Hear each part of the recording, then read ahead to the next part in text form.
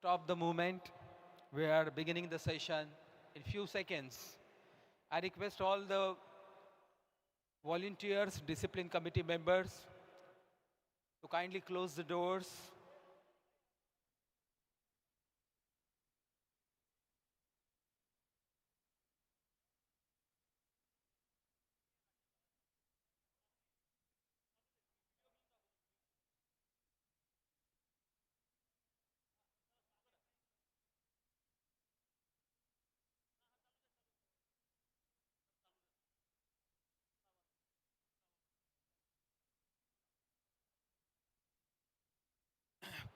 Please put your hands together and give a warm welcome to Vishwadharmi, revered Professor Dr. Vishwanath D. Karad, sir. It's our fortune that, you know, he is going to attend the important session of Student Youth Peace Ambassadors.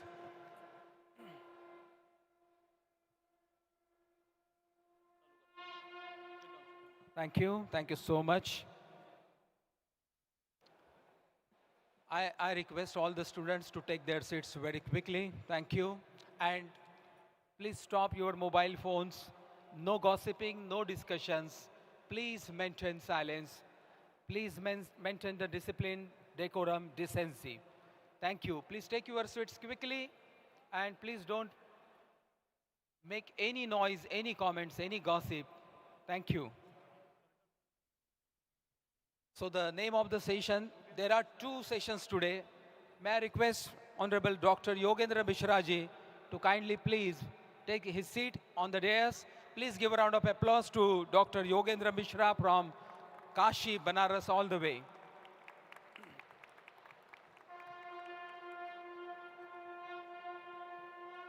Thank you. So there are two sessions in one compact 90 minutes of time. The first session is need to transform pilgrim centers of the world into divine knowledge centers of the world. So there are distinguished speakers for this session. We have Honorable Dr. Izaac Malekar ji, who is a head priest, rabbi, and honorary secretary of the Judah-Hayam Synagogue, that is a Jewish temple in New Delhi. We have got Honorable Professor Bala Ganpati Devarkonda, a very distinguished personality and former head, Department of Philosophy of the University of Delhi. We have Dr. Yogendra Mishra, literary and member, Hindi Salahakar Samiti, which gives advice to Government of India for the propagation of Rashtra Bhasha Hindi. We have Honorable Dr. Janardan Chitode ji, who is a academic dean of the Bhaktivedanta Research Center. And we have so many student leaders here, along with, of course, revered Professor Dr. Vishwanath Karad, sir. So thank you very much for being here. I request the technical team to play the theme film on need to transform pilgrim centers of the world into divine knowledge centers of the world.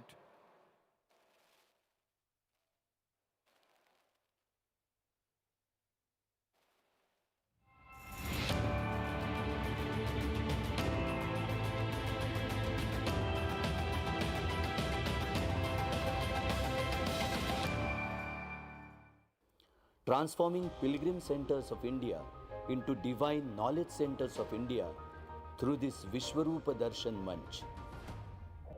The masses of people in India, ordinary men and women, are deeply pious and firmly rooted in their own Hindu faith. This is the tremendously powerful method of transforming the consciousness of the masses of ordinary people. Transform a section of Indian people into brown-skinned Englishmen by superimposing the middle-class Victorian morality and mentality and the English language through changes of the education system in those parts of India ruled by England. The deepest admiration for him is for doing through making use of age-old custom of people going to places of pilgrimage, of enhancing the people's own faith and ancient Indian culture, and simultaneously broadening the spiritual consciousness of the people for acceptance of the universal wisdom through creating respect for all faiths. In this session, we will discuss the need to transform pilgrim centers of the world into divine knowledge centers of the world. Thank you. Thank you so much. Thank you very much. Friends, if you have been to Alandi, you must have seen the ghats on both the banks of the river Indrayani. The magnificent, beautiful ghats for the pilgrimage who visit Alandi. And I'm so humbled and proud to say that it was not the case before 2 decades, 3 decades. It was all filled. And the Varkaris and the pilgrimage, those who wanted to take a holy dip in the river Indrayani, it was a very filthy experience. But seeing that plight, revered Professor Dr. Vishwanath Karad sir, a renowned educator, but he plunged himself into the mass literacy, the mass hygiene drive, the multimedia collegium at the ghats of Alandi, so that thousands of people coming there at the Alandi, along with their pilgrimage, they can also receive the divine knowledge, the knowledge about how to be and how not to be, about many other areas like farming, about healthcare, and so many other things. And it was all done just by a visionary, that is Professor Dr. Vishwanath Karad sir. And so he always has a vision that the pilgrim centers, they are not merely for the blind faith or just for offering our prayers, but they are truly the knowledge guiding prayers. They are the centers for disseminating divine knowledge. And hence, he sees that Alandi is the nucleus. And all the other pilgrimage centers, may it be Ajmer, may it be Ayodhya, may it be Makkah, Medina, all the other religious centers, pilgrimage centers, should be in the common thread, and they should propagate the message that Ekam Sat Vipra Bauda Vadanti, that they are all the scriptures as well as these temples, mosques, they are communicating the same message here. And so, going in the same lines, we have got the distinguished speakers who will take the same thread and convey that how this is going to be very, very helpful in the modern context. So to begin with, I invite the first speaker of the day. Let me invite Professor Dr. Izaac Malekar ji, who, as I said, is the head priest, that is Rabbi, of the Jewish temple in New Delhi. And he has played a very vital role in maintaining Jewish traditions in India, and he actively is engaged in interfaith dialogues, working closely with Hindu, Sikh, and all other religious communities. And not only religious activities, he is a human rights activities also. So ladies and gentlemen, please put your hands together and please welcome our first speaker, Dr. Izaac Malekar ji. Respected, most revered Dr. Vishwanath Karad ji, I consider myself very fortunate that I have not missed a single World Parliament of Religion. I have attended all the 10th. And I just begin that Janani Janma Bhumisya Swargadapi Gariyasi. The mother who gives you birth and the country where you are born are greater than the heaven. And therefore I always say, India is my motherland. I am an Indian first, then Jew second. And when the president of Israel came to the synagogue, media asked me, what is your impression about India and Israel? I said, Israel is in my heart, but India is in my blood. I am also fortunate because Pune is my birthplace. People are thinking that I am a Jew. How could I, have a connection with Pune? I graduated myself, I did my post-graduation, I did my law from the Pune University. So I have a very much deep, concern and the attachment to the Pune. Coming to the topic, I would like to say that what is religion? Dharma क्या है? धर्म मानना नहीं है, धर्म जानना है. किसी का अंधकार में हाथ पकड़ कर जाना नहीं है. अपने अंदर की जो रूहानी जो प्रज्वलित ज्योत है उसको आपको प्रज्वलित करना है. पर मुझे बहुत ही आश्चर्य होता है कि युवा वर्ग धर्म की ओर की जो उनकी विद्रोह की भावना है. We forgot all the moral and ethics, and therefore I always say religion is thinking, religion is awakening, religion purifies your mind, and religion also promotes righteousness. Now you will ask me, what is religion? Swami Vivekananda said, follow one, respect all. And I would like to tell Dr. Vishwanath Kararji, he inspired me.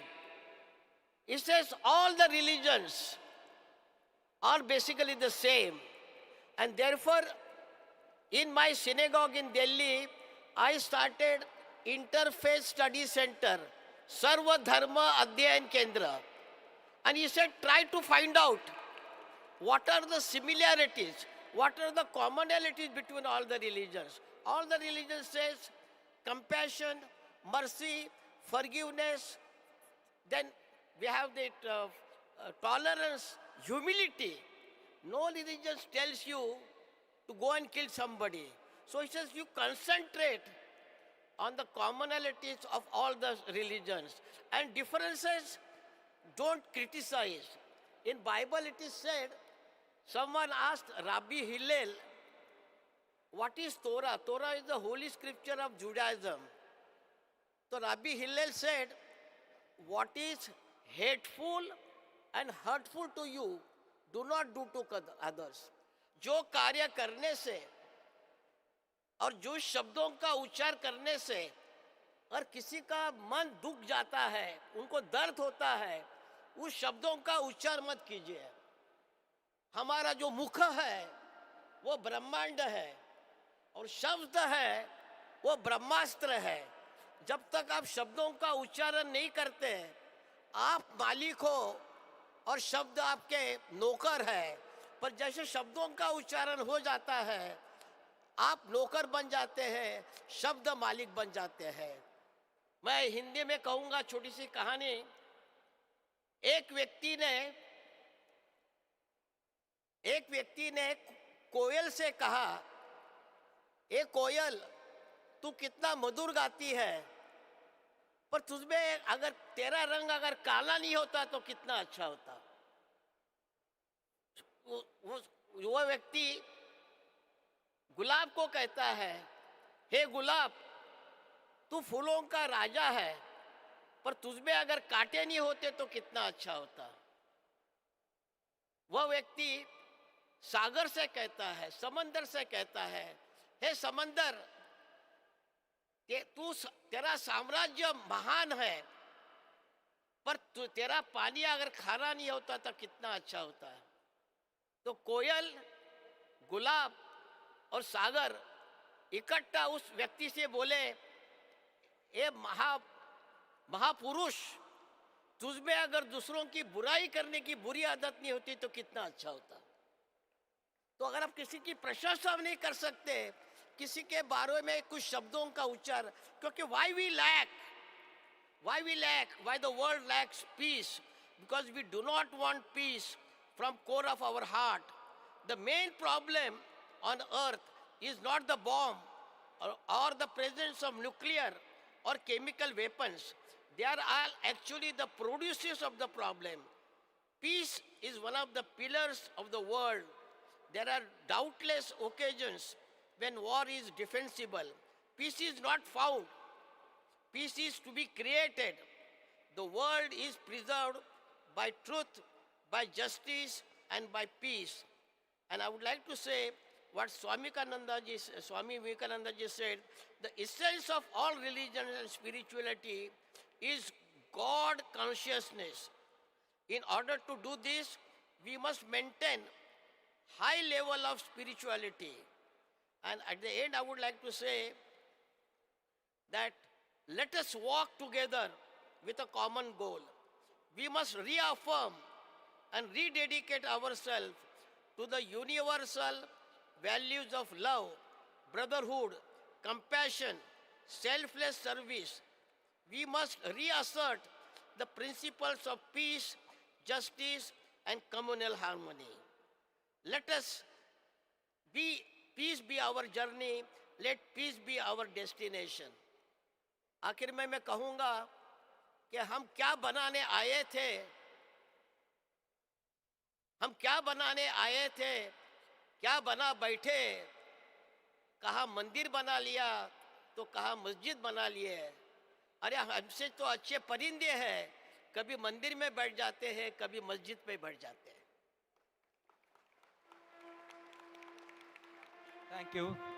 Thank you so much.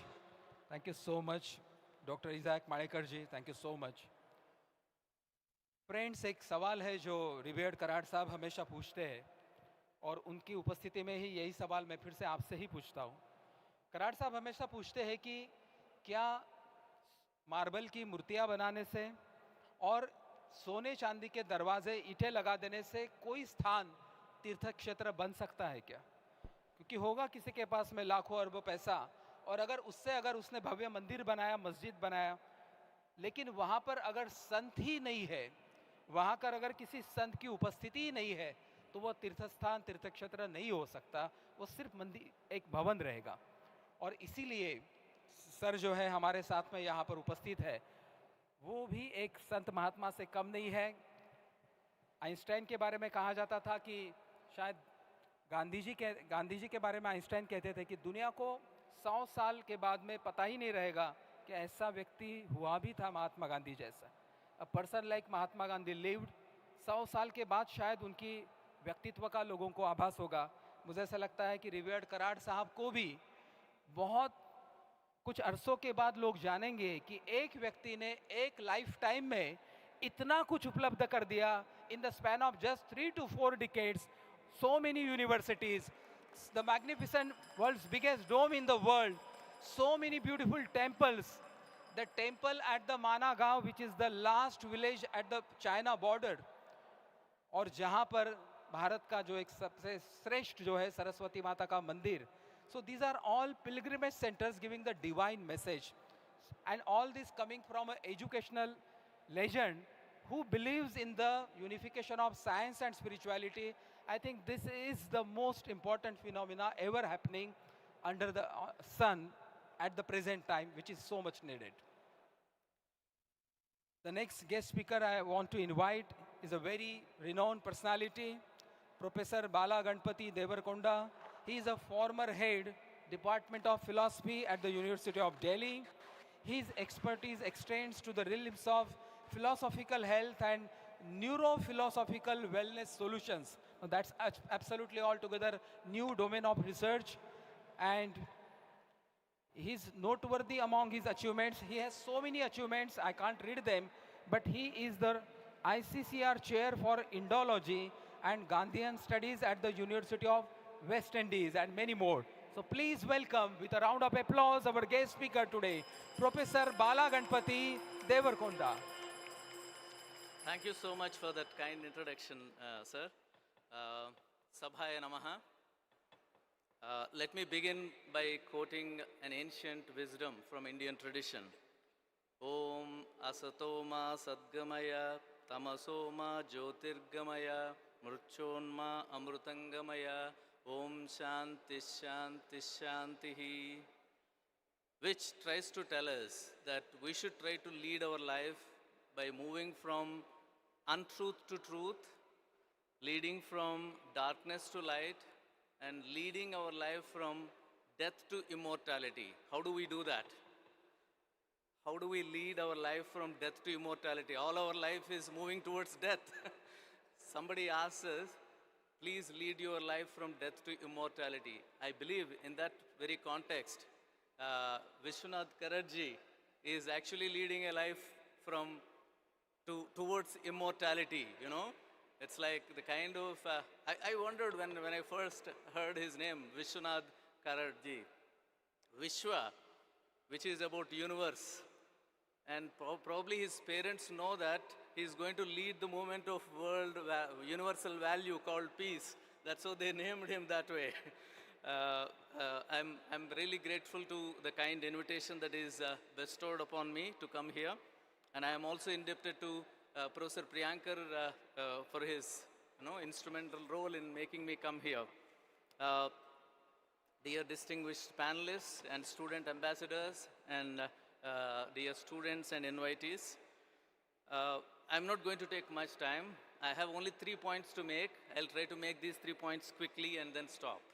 The theme that is given for this particular session is, I believe it is echoing much, right? So, I'm okay? Okay, thank you. The theme that is given is need to transform pilgrim centers of the world into divine knowledge centers of the world. Role of science and spirituality in promoting world peace. Let me begin this way. Most of us may go to temples, right? Whatever, whether it is, whatever religion it may be, the center of religion that you worship, you go to centers. Why do we go? There is a huge criticism that I find among the students especially in the recent past. Why should I go to temple? If I go to temple, what is it that I'm going to get?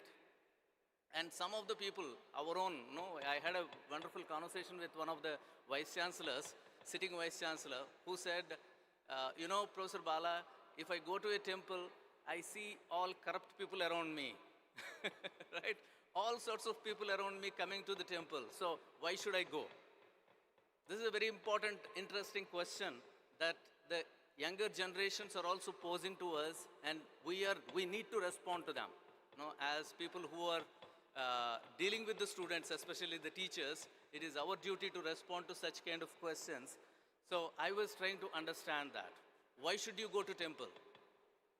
So I asked, similar kind of question was posed to Narada by somebody, a young lady. And Maharishi Narada tells her that I'll give you a pot full of milk. You carry this milk and make a round around the temple and come back. And she does that. And he asks, did you notice anybody else around you? She says, no. I was more worried about the pot full of milk. I was focusing only on that. So basically, we go to the temples for our own quest, our own knowledge that we are seeking, our own connection with the spirituality that we are looking at. So if somebody asks me, why there are so many different kind of people who are coming to the temple and I'm worried and I don't want to go to the temple because of that, I would say, what are you doing? you are going there for your own inner connectivity, right? If we miss that, then we are missing our own selves, which is not leading us anywhere. That's number one. And also, I have written something on knowledge tourism. We have different kinds of tourism that have come into existence, which talk about medical tourism, religious tourism, etc., and environmental tourism. I was advocating a kind of knowledge tourism, and I believe that the centers, temples are basically knowledge centers, and if we project temples to be the knowledge centers and show them what kind of knowledge that exists, I'll just give one example. Puri, if you go to Puri Jagannath temple, when you are standing outside, you hear the roaring of the ocean. Once you enter into it, you don't do that. So what knowledge is involved in that is to be explained. So I believe there are hanging pillars temples. Indian temples architecture is extensively researched, extensively not researched well and presented to the students. That is how the younger generations feel that I'm going only for the religious purpose. Though religious connectivity exists there, knowledge connectivity is more profound, which is to be encouraged, I believe. That's one of the important aspects. The second point that I would like to quickly make is, if we are only one that exists, we don't need peace. One is sufficient. Since we are many, there is a need for peace.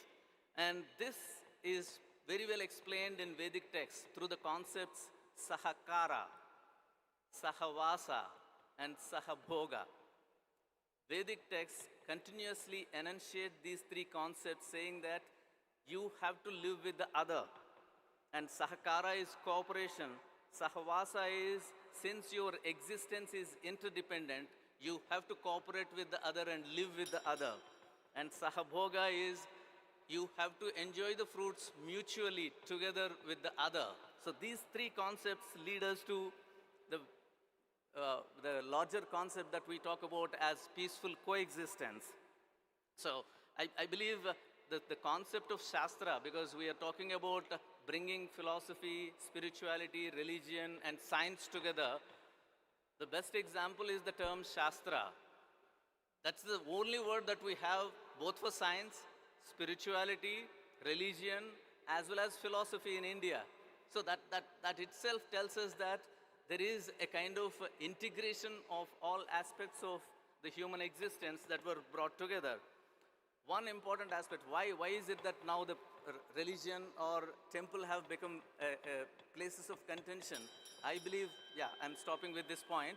I believe somehow the religions began with fine arts and performing arts.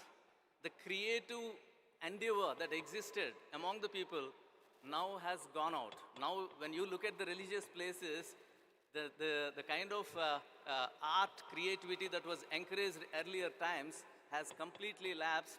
I believe that's where the temples have to rebuild themselves, or we have to conceptualize temples in a new way as knowledge centers and also creative centers, enterprises. So these are the few things that I have to offer to you. Thank you so much to all of you for your patient Thank hearing. you. Thank you so much, Bala Ganpati Devarkonda ji. Thank you very much. Thank you so much.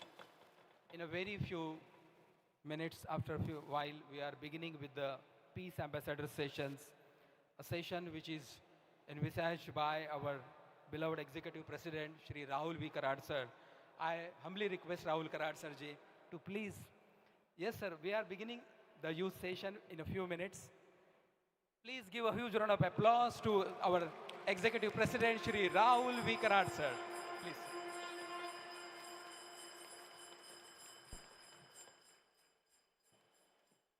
Thank you. Thank you so much. Our next guest speaker for this session, for this theme is Dr. Janardan Chitode ji, who is a renowned academician and researcher who has made a significant contribution to the field of computer science, engineering, artificial intelligence, machine learning, data mining, warehousing, soft computing, image processing, and he is also going to throw a significant light on this wearable topic as well. So he is representing you, friends. So he deserves a huge round of applause. Please welcome Dr. Janardan Chitode ji. Thank you, sir. Thank you, sir. Before beginning, I must thank Dr. Karad sir, all the staff members, teachers of MITWPU for inviting me here to express my views.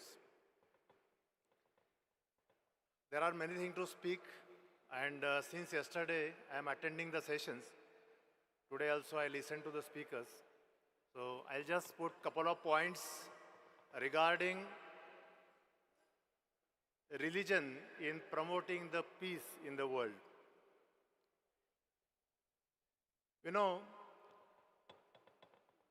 the dharma or quality of sugar is sweetness. Actually, direct translation of dharma, religion is there, but dharma, when we say, dharma of sugar is sweetness, or quality of sugar is sweetness. Quality of salt is saltiness. Quality of tamarind is sour. So these are the different qualities. They are attached with that particular element.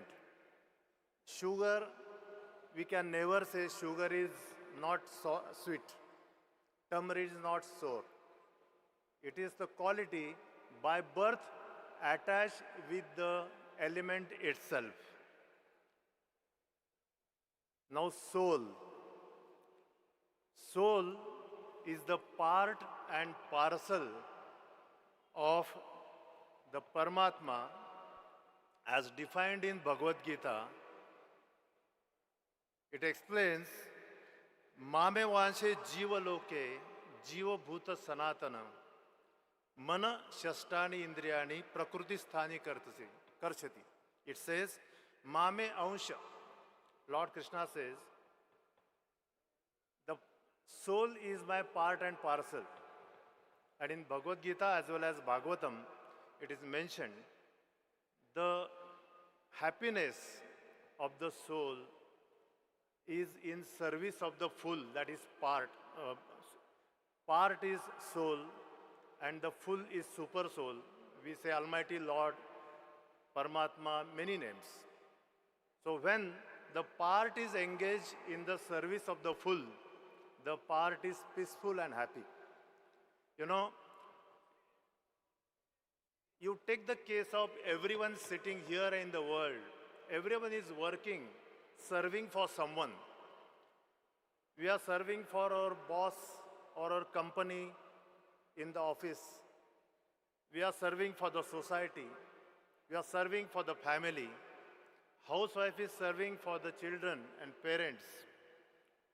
So service is essential, that cannot be separated from the person, because the quality of the soul is to serve. And when the soul is engaged in the service of the super soul, from whom it is derived, it is an ansha, then it becomes happy or peaceful. You know, in the war of Kaurava and Pandavas, both Duryodhan and Arjuna were fighting. Apparently, the action was same, but Arjuna was fighting on the instructions of Lord Krishna. But Duryodhana was fighting for himself to retain his kingdom. Therefore, even though it was a fight, for Arjuna it was a bhakti or service, but for Duryodhana it was not. He was killed. Now next point is, what way the soul can serve. There are four pillars of the religion. There are four pillars of the religion. First pillar is kindness, and therefore we should serve in the quality of kind, or we should be kind while serving the people, and therefore we should have compassion, and therefore no killing of the animals is recommended. Next is truthfulness. That is the second pillar of the dharma, and therefore no betting. Third pillar of the religion is austerity, tapasya, and therefore no intoxication and no alcohol. And fourth is, these are the four pillars defined in Srimad Bhagavatam, 11th canto. These four pillars on which dharma is conducted. The last pillar is cleanliness of mind and body. Cleanliness of mind by mantra, body by having auspicious food or sanctified food. So these are the four principles on which every dharma or dharma is conducted, it is manifested, or it is conducted or practiced.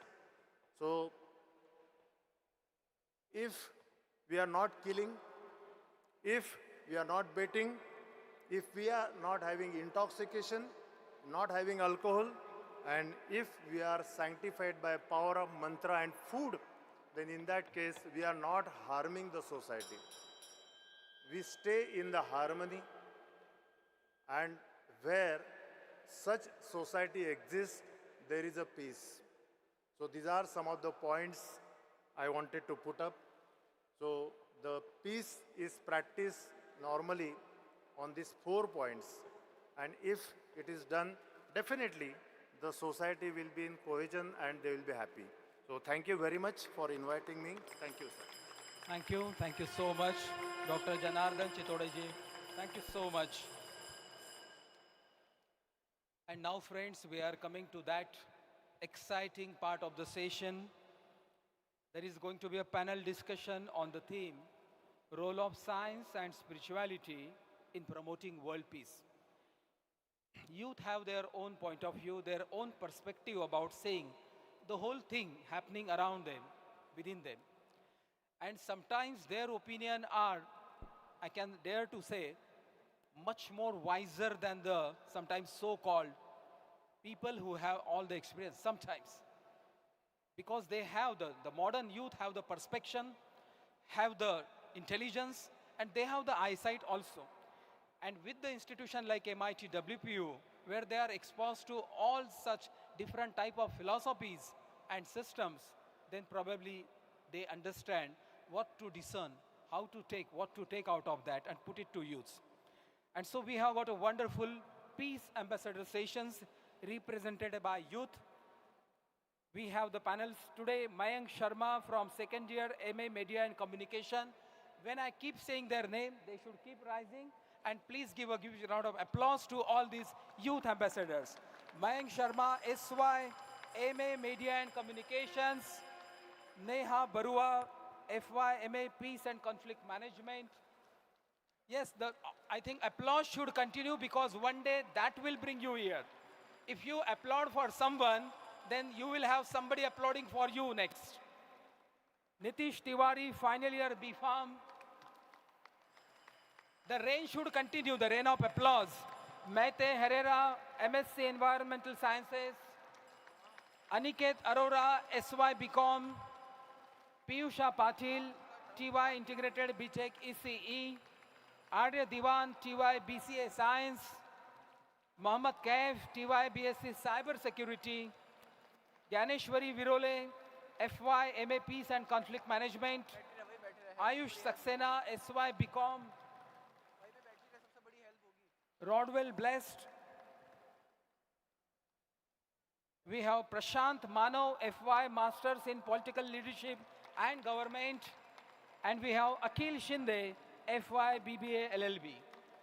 Some of these students are from India, some from Zimbabwe, some from Russia. So we have got students from all the nationalities. So in these panel discussions, we have kept, the students are going to speak about the various issues being faced today, from geopolitical scenario to women empowerment, to the safety of women, to the sustainable development, to the education they want, to holistic development, and many much. And just one thing before I begin the questions, that these students believe the version of Swami Vivekananda, who says that my religion and my faith is infinite strength. And that's my God, and that's my religion.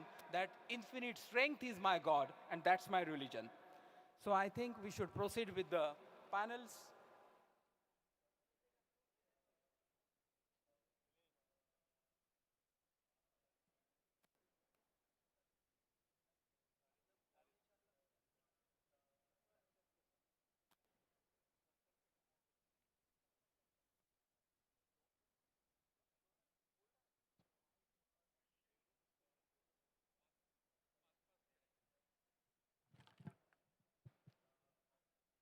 So I just request the technical team to provide additional cordless, please. Please provide additional cordless. Thank you. So here goes the questions. I think be excited for that. सबसे पहले आपके सबके चेहरे के ऊपर जरा शांति. You are representing World Peace University, right? So first have a peace of mind. First have the glimpse of that you are peaceful, you are relaxed, and no matter what question is put to you, you are free and you will be answering that with fearlessness and with ease, right? Thank you. Sir, Mike. So my first question goes to Mohammad Kaif. Mohammad, please listen carefully. Question is, in what ways have different religions historically contributed to the propagation of peace?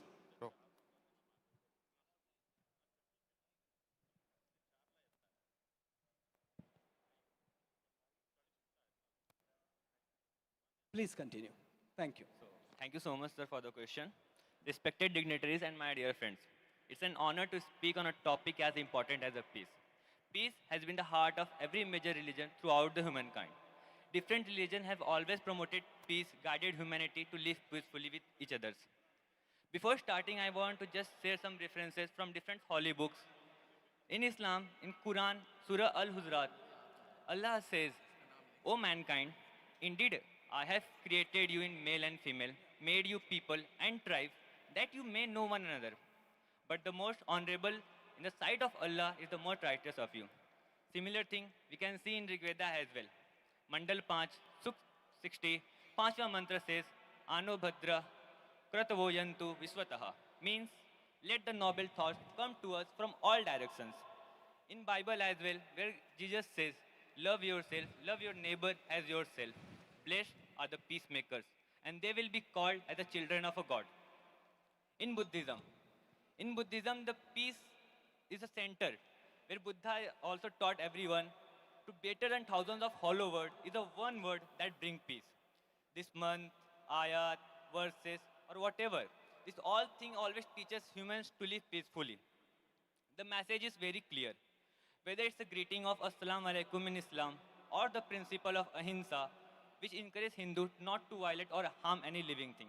Even in Christianity, they call for forgive and love. Today, where we are standing, the World Peace Dome is a symbol of peace and unity. The statues in the surrounding you can see are the different saints, scholars, philosophers who have achieved in their fields, also promoted peace. As our Vedas says, Ekam Sat Vipra Bahuda Vadanti, means the truth is one, but the proponent proposes differently. How we see, that's the matter things. In today's world, whatever religion we follow, either it's Islam, Hinduism, Judaism, Sikhism, or whatever, the message is clear: to live peacefully without any discrimination, without any hatred. So let us take up blessings from all the leaders and live peacefully. Thank you, sir. Thank you. Thank you so much, Kev.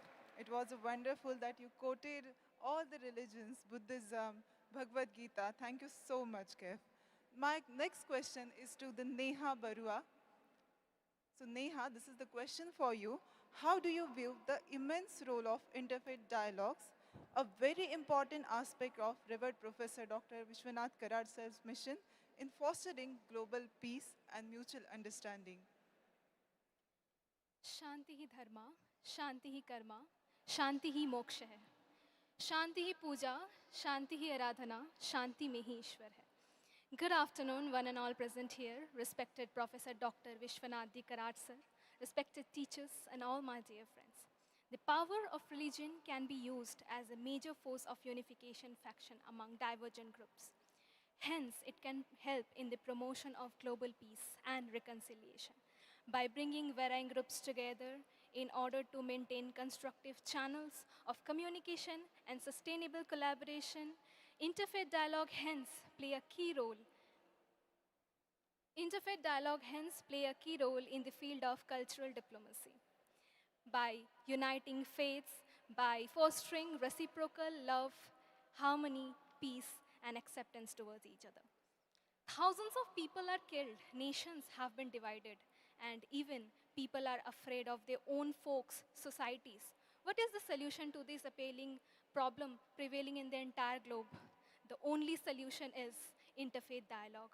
As on 11 September 1893, Swami Vivekananda already mentioned in his speech that unity of religion, as religions are merely path of different belief which is directed towards the one ultimate truth, and appreciate each and every spiritual goal which is common towards us.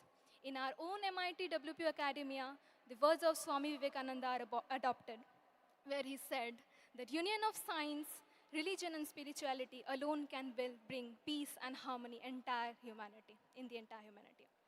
So, standing today inside of the premises of this World Peace Dome, the very epitome of interfaith dialogue, the very epitome of harmony, love, peace, I am really privileged standing here in front of you all. Last but not the least, I want to conclude that we are all the children of the Almighty, sharing one sky, practicing Vasudeva Kutumbakam, one earth, one family. So, it is our duty to practice interfaith dialogue, but also sustainability for the existence of others as well, with love, faith, compassion, and peace.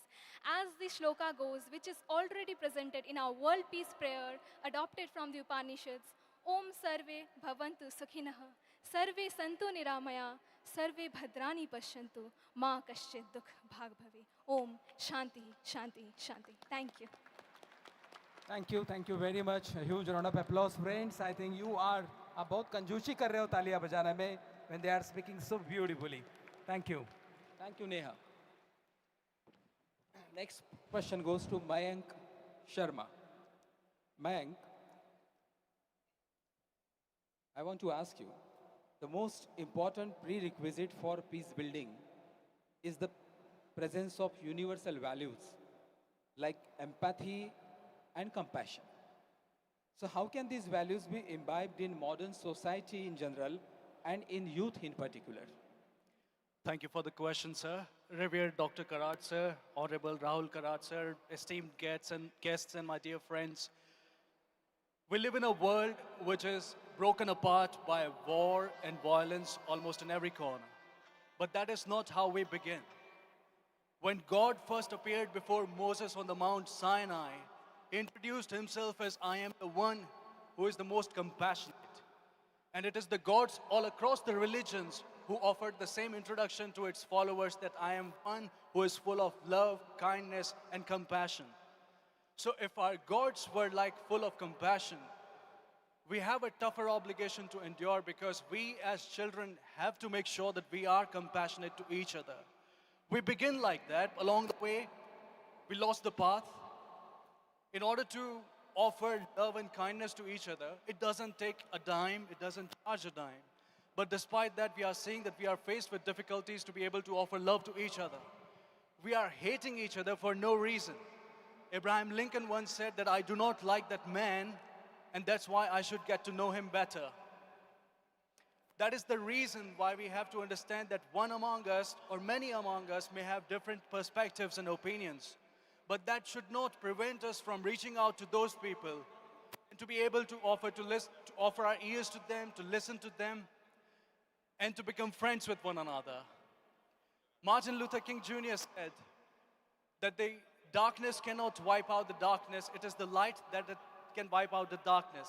Similarly, the hatred cannot wipe out the hatred, only the love can. So we have to make sure that we are able to love one another, because that is our way. The famous Italian poet Dante Alighieri says in La Divina Commedia in the Paradiso, La amor che muove il sole e l'altre stelle. Love that was so strong that it could move sun and the stars and other heavenly objects. So if it could move all those objects, I'm damn sure that it can move the hearts which beats in all of us and can make us love one another. Because in the long run, it is the love that is going to make us stay, not the hatred or the violence. Thank you. Very nice, very beautifully articulated, Mayank. It was beautiful. The next question is to the Aniket. Yes, so Aniket, this is the question for you. Will you please explain the role of mindful dialogue in reaching to the state of higher consciousness?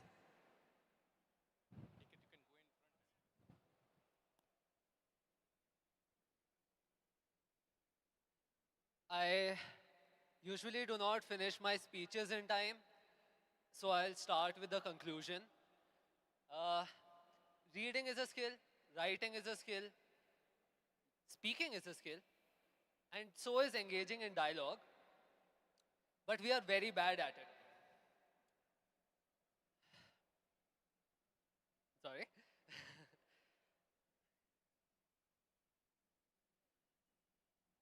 Usually, when we engage in a conversation, it goes like this.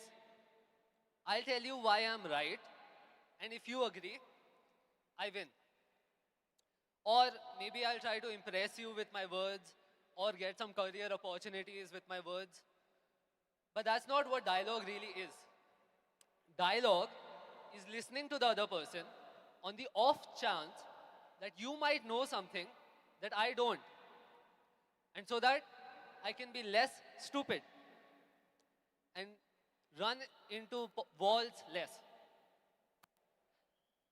If you agree with me, and then I'll only know what I've already known. And I'm no smarter.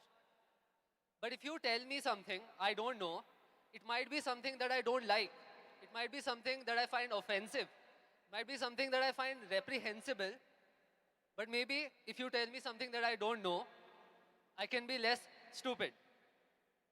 And if all of us come together and stop doing all the things that we do to prevent this, who knows how much better we can be.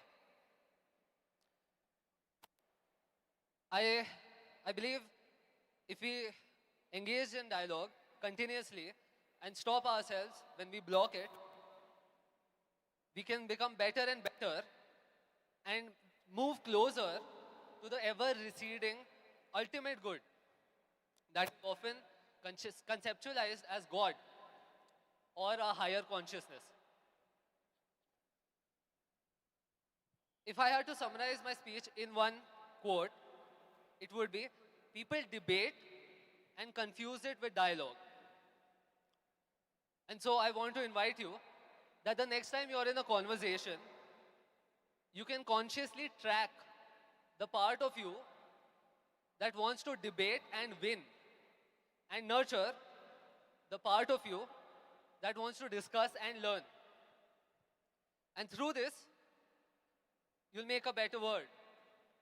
And through this, you can bring forth the good. Thank you. Thank you. Thank you, Aniket. Thank you. Thank you so much. Thank you. Piyusha Patil. Next question goes to Piyusha. Thank you. Piyusha, how can scientific research on human psychology, I'll again repeat, how can scientific research on human psychology and spirituality help individuals and communities recover from the trauma or violence, creating a pathway towards lasting peace? First of all, I would like to thank you for providing me an opportunity to speak in front of such wonderful dignitaries.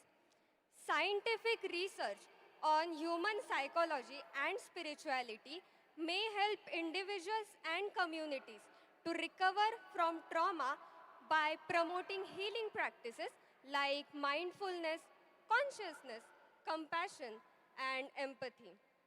Today, I feel immensely privileged to talk about psychological issues here on the dais. First, let me talk about trauma. Many of us have to constantly deal with depression, anxiety, other mental burdens and fears, insecurities, many more like that. While dealing from such issues, we oftenly think, why was I born? Why do I exist? What is the purpose of my life? Should I end it or keep living? While the answers to these questions, which are accurately appropriate, are provided in the Bhagavad Gita with the essence of karma and dharma. Once I heard from a therapist that the most effective technique while suffering from a panic is to connect yourself to the ground by removing your footwear so that you get back to the reality of the time. I wondered if that is what we are doing from centuries while getting engaged in spiritual practices. Mindfulness-based stress reduction programs are oftenly supported by many more psychologists. They tell you to literally participate in meditation for your mental health and yoga for physical health. Many of the times, my parents tell me to participate in aartis, bhajans, and kirtans.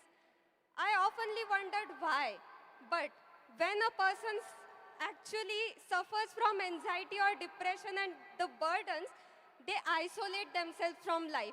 And the Indian spiritual practices tells you to get along while the traditional Indian instruments are being played in that bhajans, kirtans and aartis. They actually do neurologically stimulate your mind.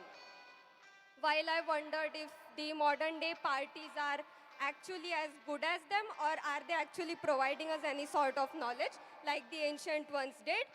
Are we going deep with the sounds of DJs? Are our thoughts and minds not in the rhythm of the sound it should be? I pay a huge respect to Dr. Vishwanath sir, who is trying to implement peace of mind in my friends by inculcating the peace syllabus, by inculcating mindfulness, consciousness, yoga and peace as a system of syllabus just like the traditional Indian Gurukul system did. He is following and providing us an inspiration. While talking about violence, I think that the core root, the core causes of violence are ego, anger, jealousy, revenge, and the audacity to gain power. We think that war is something going on in the field, but actual war, actual violence starts from our mind. Missiles, before they are shot in the air, are shot in the minds of people. While my Indian brothers and sisters still say Vasudhaiva Kutumbakam, which means that the entire world is a family. They say, give respect, take respect. While I say, if necessary, take disrespect and give empathy. Thank you. Very nice, Piyusha. Thank you. It's really amazing that, students are talking about philosophy, psychology. So being a teacher, this amazes us. So thank you, Piyusha. The next question is to the Jnaneshwari. So the question for you, Jnaneshwari, is how does spirituality addresses the root cause of conflict and violence, offering solutions that go beyond material and political consideration? Thank you, ma'am, for the questions. Since war begins in the minds of women and men, it is the mind of women and men that the defenses of peace must be constructed. States the preamble of the Constitution of UNESCO. Because violence done externally always has an unresolved extension internally. One may pick a knife on the outside, but what led him was the situation, the turmoil inside. As Saint Kabir says, बुरा जो देखन मैं चला, बुरा न मिलिया कोई, जो दिल खोजा अपना, मुझसे बुरा न कोई. The true demons are not outside but within you. Your calm, krodh, lobh, moh, mada, matsar, maya, these are the very roots of your conflict. And until they are confronted, external peace will always elude us. And despite the numerous diplomatic efforts and international treaties across the globe, and the relentless efforts of United Nations and various other nations, conflict and violence continues to prevail. We need to think, what if there is deeper, more spiritual dimension to these conflicts? What if the true battleground isn't just for territory or resources, but for the very soul of humanity? And I believe if the root is holy, all the branches will be. And spirituality is the process, has that power to shape, nurture, and transform everything on earth, whether living or non-living, because everything is energy, as Sarvam Khalvidam Brahma. And indeed, spirituality resolves the conflict of the outer world by making oneself realize that the true unresolved conflict is within. There is negative, there is positive, outside and within you. For its power is fighting the violence within first. The bad has to become better, the good has to struggle becoming greater, like a perpetual cycle of given life. And as Bhagavad Gita mentions, Dumena Vriyati Vahanir Yatha Darso Melacha Yathol Bena Vritta Garbha Tatha Tene Damavratam. Just as fire is covered by smoke and mirror by dust, the soul in its peace and love are covered by these destructive forces. And spirituality is the process of uncovering this dust and uncovering the true self, covering this dust and uncovering the true nature of self, which is pure, peaceful, and loving. In the end, I would like to remember the words of Mahatma Gandhi. We find ourselves by losing ourselves in the services of others. And spirituality teaches us that in serving others, we find ourselves and we find the divine within others by contributing to the greater peace of the world. And through spirituality, we heal the soul, and through healing the soul, we heal the world. So let us come together and walk us in this path of inner transformation, and let's become the harbingers of lasting peace. Thank you so much. Thank you, thank you. A huge round of applause. Jnaneshwari deserves. Thank you so much. Thank you. Thank you. My next question goes to Maite Herrera. Sir, the other day I told you that one person all the way from Mexico traveled just by seeing your face on the internet and knowing the name MIT World Peace University. And here is she from Mexico, Maite Herrera. Maite, your question for you is, in what ways science and spirituality, as envisioned by revered Professor Dr. Vishwanath Karad sir, work together to promote world peace? Thank you so much for the opportunity of being here. I am so grateful to be with you because this audience is different. They listen, they don't hear. As we know, science and spirituality are not enemies but complementary to each other. Science calls it observation. Spirituality calls it awareness. Science experiments. Spirituality experiences. Science makes us understand the outer world and how it functions and improves the outer world, but it can't answer the inner issues of the heart, the inner problems like anger, like hatred, and emptiness, because we've gained so much in the outer world, but still we feel empty. But spirituality can answer these deeper questions. Spirituality makes us connect with our inner selves, with our inner, true, eternal beings. Spirituality can answer the questions like, what is life? What is love? What is this ultimate reality within us? And spirituality without, science without spirituality can lead us to war, violence, and destruction of nature. This is without awareness. Science without awareness destroys everything because of the division within ourselves, the divisions between our mind, body, and soul. We are divided inside. We have come far away from our true essence. We are finding contentment outside instead of finding it inside. We haven't taken the look inside. We are closing our eyes to the deeper treasures, the consciousness, the ecstasy each of us hold inside. So, science and spirituality has to work together now because we are facing a tremendous crisis, but it's a great opportunity. Science has the power, has the tools, but spirituality has the wisdom, has the awareness to follow the peace, to go in that path. We are forgetting our true nature. We are destroying the nature because inside we feel destroyed. We are destroying outside. We are divided inside, we are dividing outside. But in this case, in this institution, it's not like that. We are connecting, we are reminding ourselves what we came for. Our love, our pure intentions inside to bring peace. We have to be in peace inside. We have to take the jump inside, just closing your eyes and feeling the divine in you, the beauties. And I would like to finalize with a beautiful analogy in which you can see life as a tree. The roots are the spirituality. It brings us profoundness, awareness, it's our soul. And the branches, it's just the thing that makes us grow in the world. It makes us explore the world. So when there's no division between the outer world and the inner world, there's harmony. There's just consciousness and harmony in our lives, and therefore there's peace. Thank you. Thank you so much, Maite. We can clearly see that when words, they are coming from hearts. So this is the experience of Maite, that when she entered here in this campus and this experience she gained. So thank you, Maite. Thank you so much.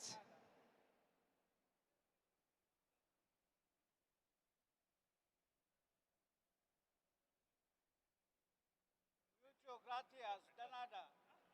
I'm saying thank you in Spanish to her.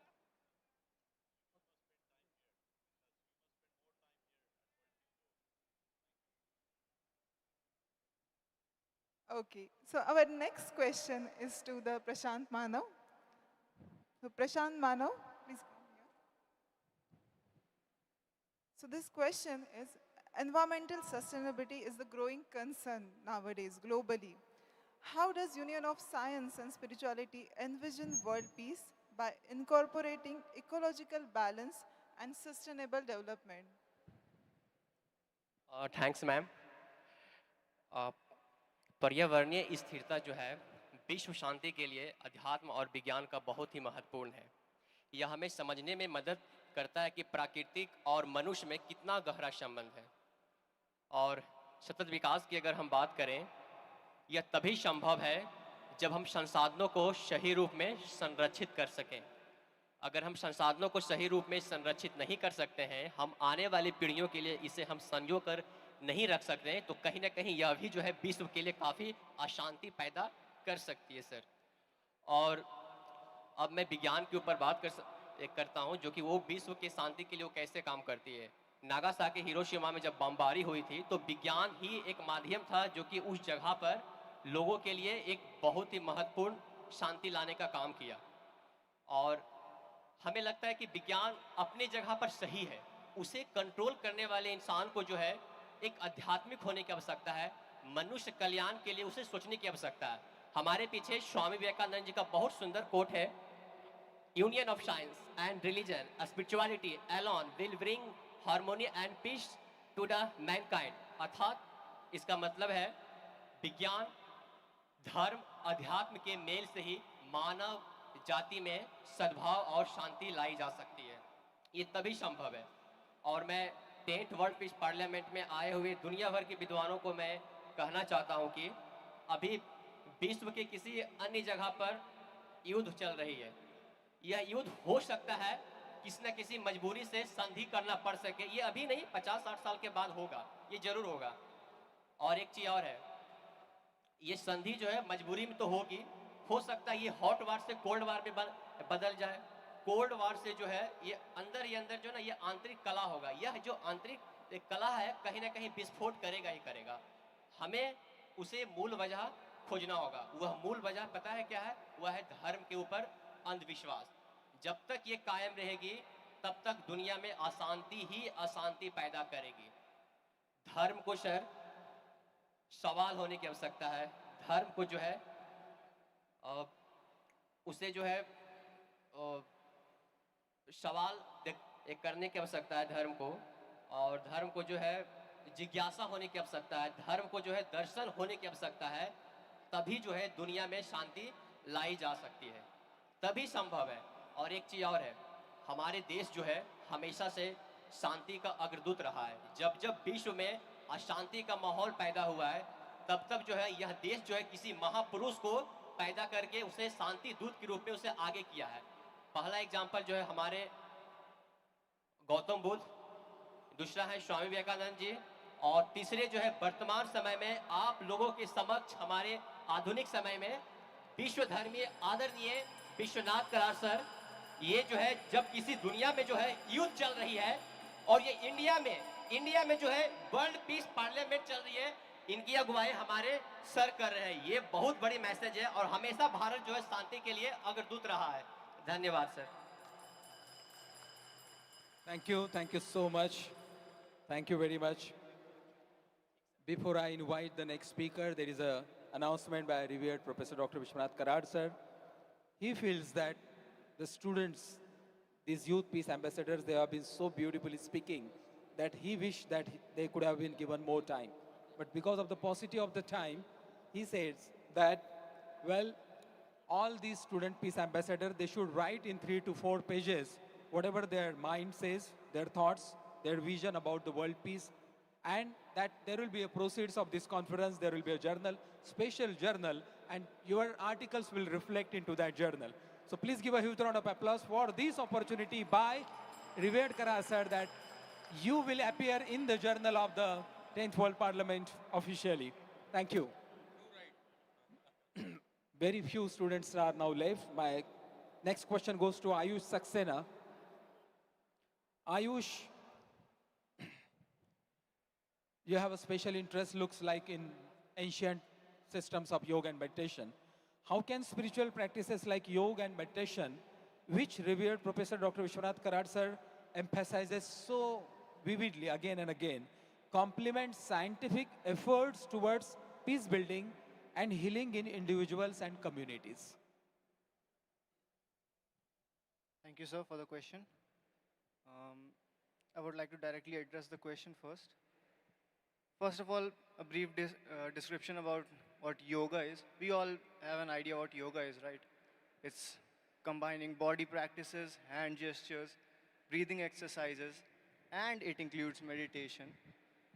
The benefits cannot be understated. Better self-awareness, better clarity of thoughts, mental and physical resilience. But I don't want to limit this discussion to just me using this opportunity to state mere facts. What I really want to do is to inspire one person out of the audience to help them envision themselves outgrowing their current selves through practices of yoga and meditation, and to even help them heal their past traumas that they may have experienced before. Through healing of their past traumas, through letting go of their burdens that they have been unfortunately given for such circumstances, healing of such traumas, now that they have been healed, now that they know much better about themselves, now that they have much better clarity, more objective, more critical thinking about such situations, it would definitely help them to have better interpersonal relationships. Now, through such interpersonal relationships, such an individual could help the other ones associated with them through their own experiences, sharing their own learnings from how they healed themselves, how they practiced, and what they learned throughout their journey, to create a community where peaceful living, togetherness, empathy, and compassion amongst everyone isn't just discussed within such places of significance like this dome, but to create a community where peaceful living is not just in theories, but a reality itself. Thank you. Thank you so much, Ayush. So you have very well explained the importance of yoga and meditation. The next question is to the Nitish Tiwari. Nitish, please come here. So next question is, how role does education in science and spirituality play in nurturing a culture of peace among younger generation as proposed by Dr. Vishwanath Ji Karad sir? Thank you so much ma'am for your questions. सर्वप्रथम आज की सभा में उपस्थित सभी ज्ञानी जनों को मैं नमन करता हूं। दुर्भाग्यवश विगत कुछ वर्षों में जो शिक्षण पद्धति में बदलाव लाए गए हैं, उससे मानव के मस्तिष्क और शारीरिक विकास तो हुआ है, लेकिन कहीं ना कहीं मन और आत्मा के विकास पे बहुत कम ध्यान दिया गया है। जब हम वैश्विक नागरिकता की बात करते हैं कि युवाओं को वैश्विक नागरिक बनाना है, तो हमें ये बात का स्मरण रखना होगा कि युवाओं को ऐसी शिक्षक पद्धति से जोड़ना पड़ेगा जिसमें उनका सचमुच में वैश्विक नागरिक का बनने का उद्देश्य पूरा हो सके। अध्यात्म, विज्ञान और तत्व ज्ञान के समन्वय से विकसित की गई शिक्षा पद्धति से ही युवाओं में वैश्विक नागरिक का भाव उत्पन्न हो सकता है।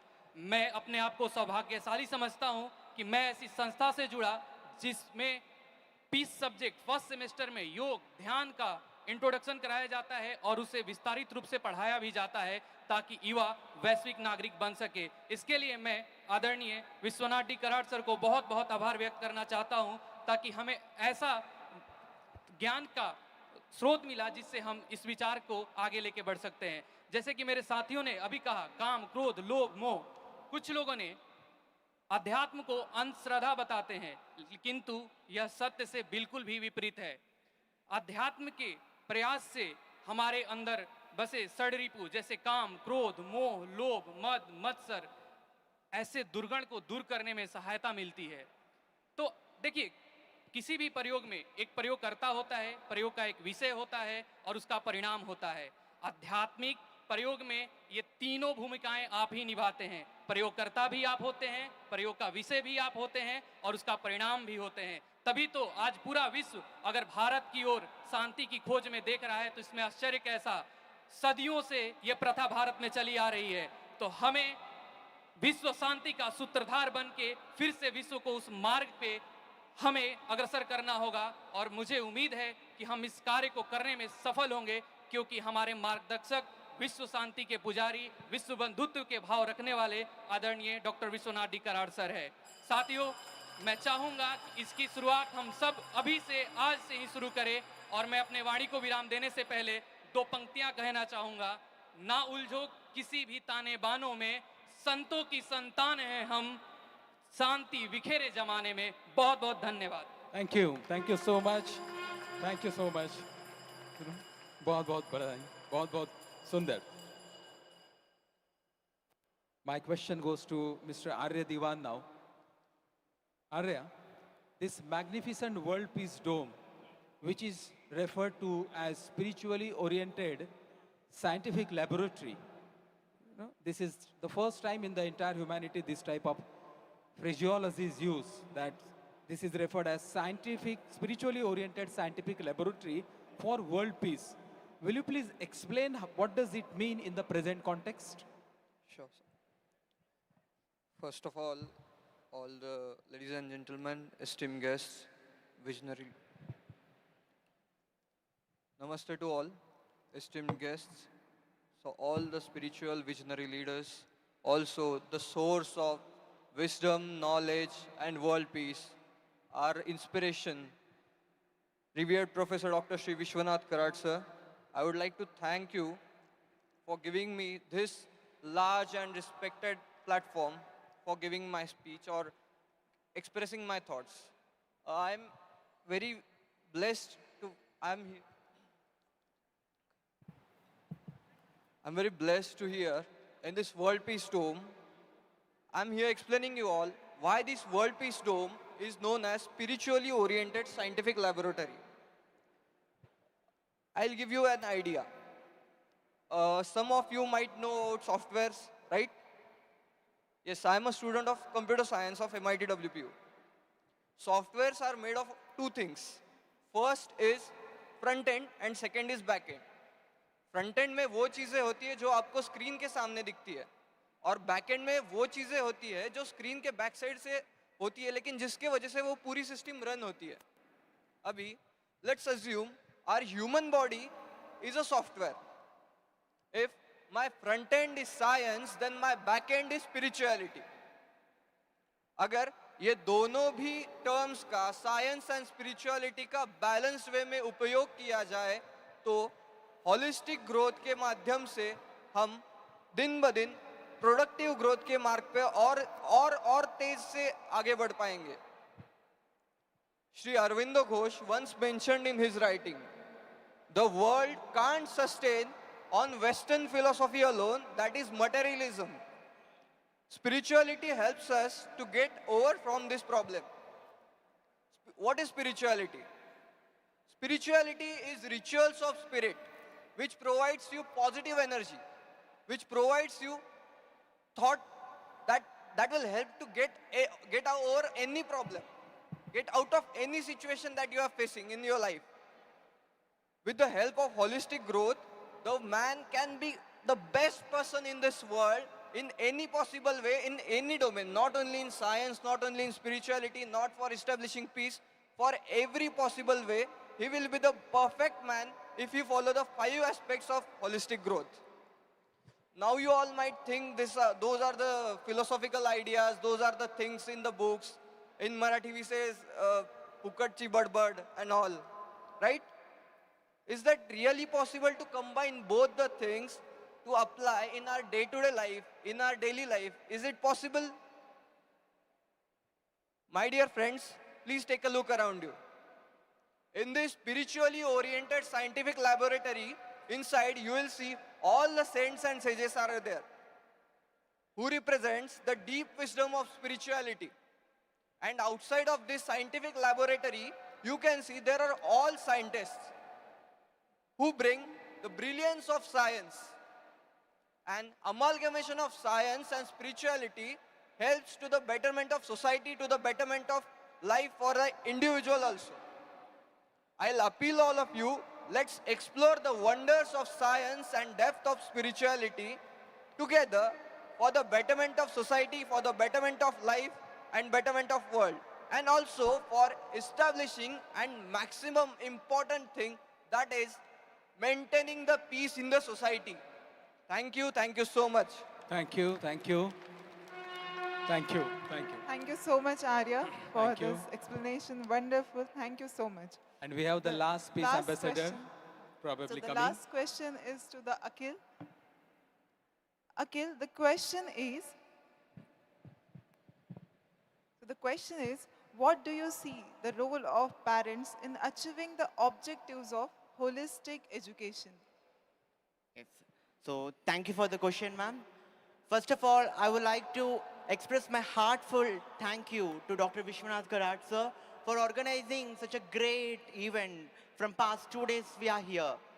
So coming to the question, yes, holistic education is very important as like our book education or any other education.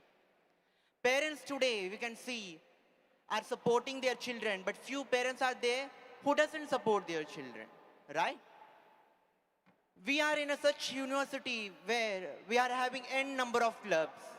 MITWPU University, who gives a lot of opportunities in various fields. It may be sports, dance, singing, or any other else, even in literature.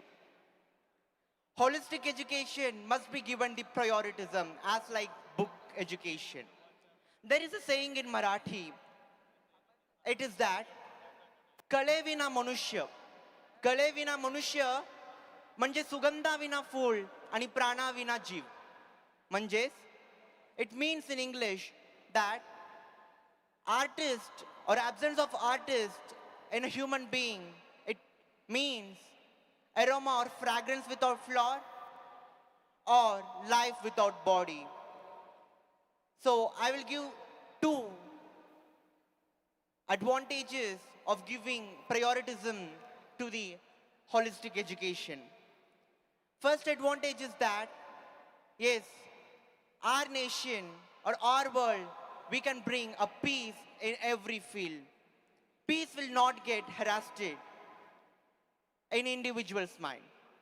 Secondly, we can succeed in our life. So education and holistic education, both are prominent. Thank you so much. Thank you so much, Akhil, for this wonderful answer. Thank you very much, Professor Amruta Kulkarni. She is a faculty from Department of Peace Studies. Thank you so sir. much for this wonderful conduction. Thank you so much. And now I request Sankalpa Singhai to conclude this and sum up this Student Youth Peace Ambassador session. जय हिंद. आप लोगों में से आवाज थोड़ी धीमे धीमे आ रही, अपने होने का एहसास दें. जय हिंद. आप लोगों का एहसास हुआ. दोस्तों, आप लोगों में से कितने लोग हैं जो चैट जीपीटी का उपयोग करते हैं? कृपया अपना हाथ उठाएं या उसके बारे में जानते हैं. काफी बड़ी संख्या है. आप में से कितने लोग हैं जो इस महान चीनी यात्री को जानते हैं जो इस देश में आया था? संख्या में काफी कमी आ गई. मेरा इशारा आप समझ रहे होंगे. आज जब समस्त विश्व पर तृतीय विश्व युद्ध के बादल मंडरा रहे हैं, हमारे जीवन की आंतरिक शांति समाप्त हो रही है, चारों तरफ से नकारात्मक खबरें आ रही हैं, ऐसे माहौल में एक व्यक्ति एकला चलोरे की पद्धति से वैश्विक शांति की स्थापना के लिए दिन रात लगा है, अपना सर्वस्व लुटाने पर तैयार है. जी हां, आप सभी ने बिल्कुल ठीक समझा. उस व्यक्तित्व का नाम है, जोर से तालियां बजाकर उनके व्यक्तित्व का सम्मान कीजिए यहां पे.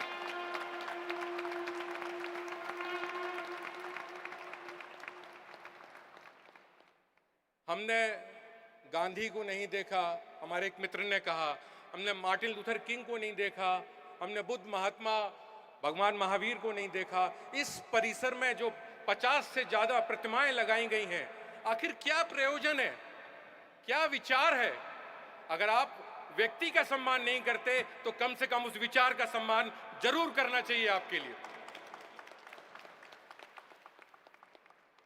असल में महात्मा गांधी और कराट सर ध्रुव तारे के समान होते हैं। ये जो पोल स्टार होता है, जो आप देख सकते हैं ध्रुव तारा, वो आसानी से दिखाई नहीं पड़ता हमको, बड़ा धुंधला धुंधला दिखाई देता है हमारे लिए, समझ में नहीं आता, मगर वो हमारे इस पूरे सौरमंडल में स्थायी रहता है। ऐसे व्यक्तित्व हमें आसानी से समझ में नहीं आते, बड़े धीमे, हम उनको एक्सेप्ट करने में बहुत सारा रेजिस्टेंस लगाते हैं। मगर मैं आपसे कहूंगा, आज नहीं तो निश्चित कल हमें उनके व्यक्तित्व का लोहा मानना पड़ेगा, उनके प्रयासों की सराहना करनी होगी, उनके द्वारा जो पूरे जीवन में उपक्रम किया गया है उसके लिए हमें उन्हें सल्यूट करना होगा। और इस माहौल में जब हमारी आंतरिक व बाह्य शांति लगातार प्रताड़ित हो रही है, वो एक उम्मीद की किरण के रूप में हमारे सामने उपस्थित है। मैं बस इतना कहूंगा कि इस कारवां में जो उन्होंने चालू किया है उसमें शामिल होइए। मत रंज करे दिल जो गम की रात है, मत रंज करे दिल जो गम की रात है, फिर वही आएंगे दिन, 2-4 दिन की बात है। जय Hind. Thank you so much, Sankalp Singh ji. A huge round of applause for Sankalp ji. And now for giving the blessings to all of us, I request our revered Professor Dr. Vishwanath Karad sir to bless all these youthful peace ambassadors here and the entire audience. Thank you. Friends, I am grateful. I am really आभारी हूँ। इतना ही कहूँगा, ये जो journey है एक पागल आदमी की तरह है सारा, लेकिन उसके मन की भावना, कोई संकल्पना, the passion and the fire in the belly being appreciated for the common cause of the entire human beings and the entire humanity. मानव कल्याण की बात, विश्व शांति की बात और एक नई सोच लेकर आगे चलने में आप हमारी मिशन को समझ सके, मैं आभारी हूँ। मैं specially for the students who spoke just now, it was something very unique. मैं आप सब, इवन सामने वाले बच्चों के, विद्यार्थी के मन में कोई बात होती है तो भाई 2-3 पेज लिखो। यहाँ टाइम नहीं मिला सबको, हर एक व्यक्ति, हर एक student, they spoke so well and to the point and revealing the ultimate reality or the ultimate truth. संत ज्ञानेश्वर ने कहा है, प्रगट गुह्य बोले, ऐसा शब्द है उसमें, एक वचन है। वैसे ही आपके मन में ये भाव पैदा होते हैं तो आपके माँ बाप का आशीर्वाद है, आपको ये संस्था का भी है। तो मैं ये रिक्वेस्ट करूँगा कि जिसे भी लड़कों के मन में या कोई बाकी महानुभाव है यहाँ पे, भाई 2-4 पेज लिखो। Will create a volume and may be A message from this very monumental creation. ये बड़ा नहीं, संदेश बड़ा है। वो संदेश आपके शब्दों से दुनिया के सामने जाएगा तो थोड़ा बदलाव हो सकता है। The chaos, confusion, bloodshed, massacre, terrorism and violence भयानक है। कोरोना का भूत आ गया, सारी दुनिया छिप गई थी। पता नहीं, मेरे कई भाई है यहाँ, गिरीश दाते और मेरे दूसरे लोग हैं, पठान सर बैठे हैं सामने, चंद्रकांत पांडव जी है यहाँ, बड़े स्कॉलर हैं, हमारे दूसरे काशी के भाई है। मैं रिक्वेस्ट करता हूँ आपको एक दूसरे को समझना। I think honourable governor has come, so I'll say thank you so much once again. Please let's join hands together. Thank you. Thank you very much. And now we are welcoming His Excellency नीचे Honorable चलना है। Governor of Kerala, नीचे चलना है, सामने बैठना है। Honorable Arif Mohammad Khan ji.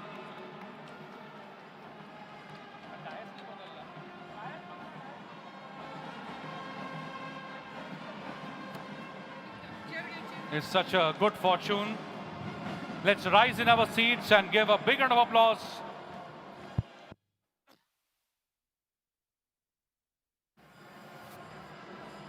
A big round of applause, my friends, to His Excellency Dr. Arif Mohammad Khan Sahab, the Honorable Governor of the state of Kerala.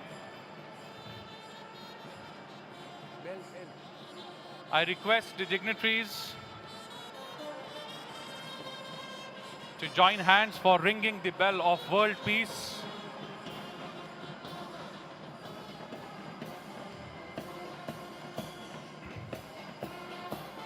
Ringing the bell of world peace is an important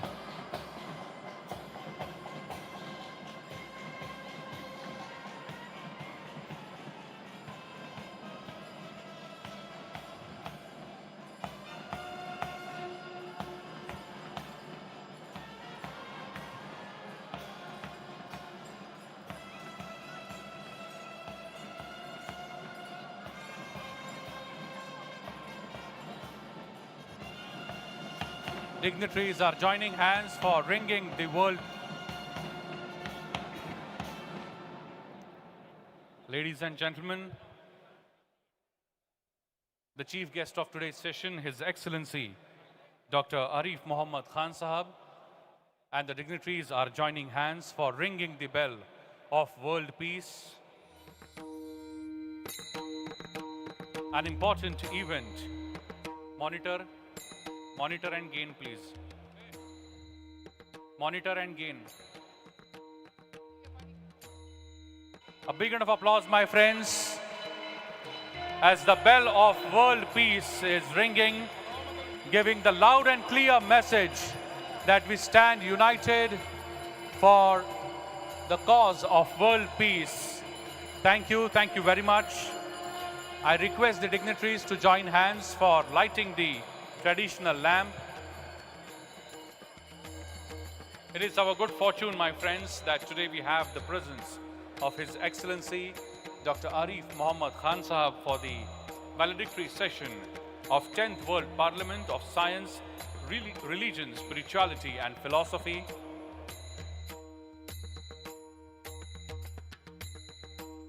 His Excellency is joining us for lighting the traditional lamp.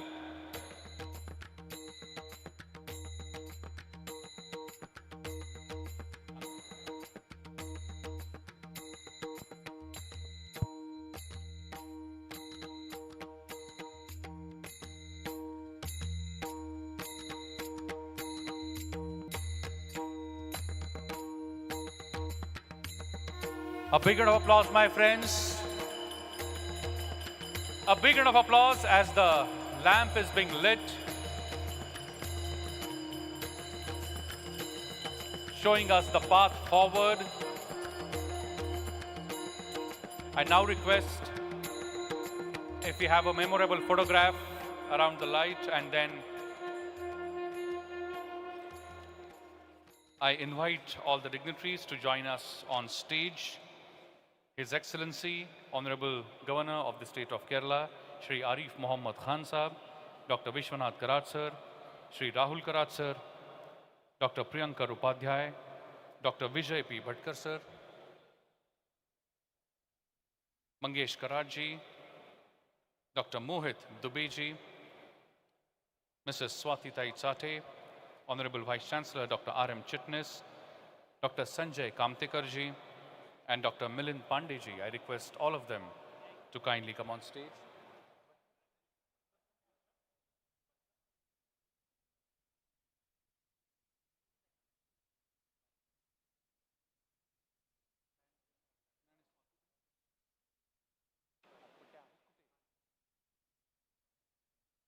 My friends,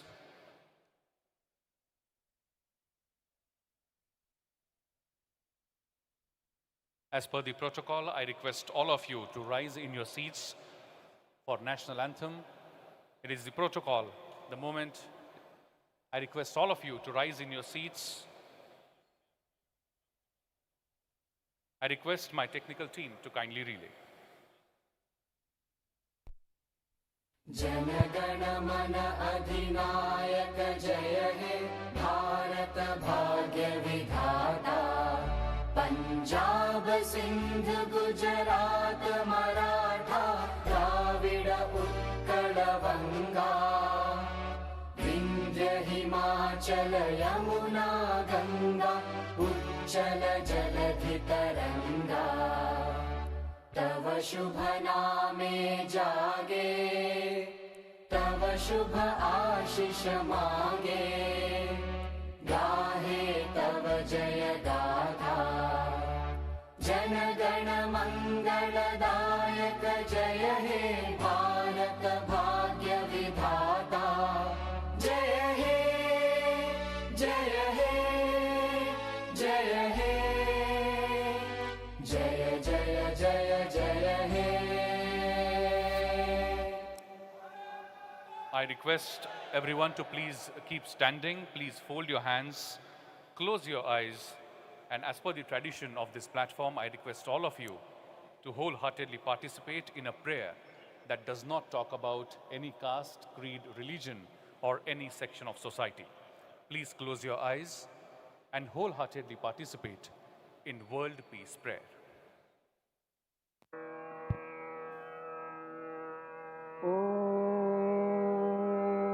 नमो जियाद्या वेद प्रतिपाद्या जय जय स्वसंवेद्या आत्मरूपा देवा तूची गणेशु सकलार्थ मति प्रकाशु म्हणे निवृत्तिदासु अवधारी गोदी गुरुर्ब्रह्मा गुरुर्विष्णु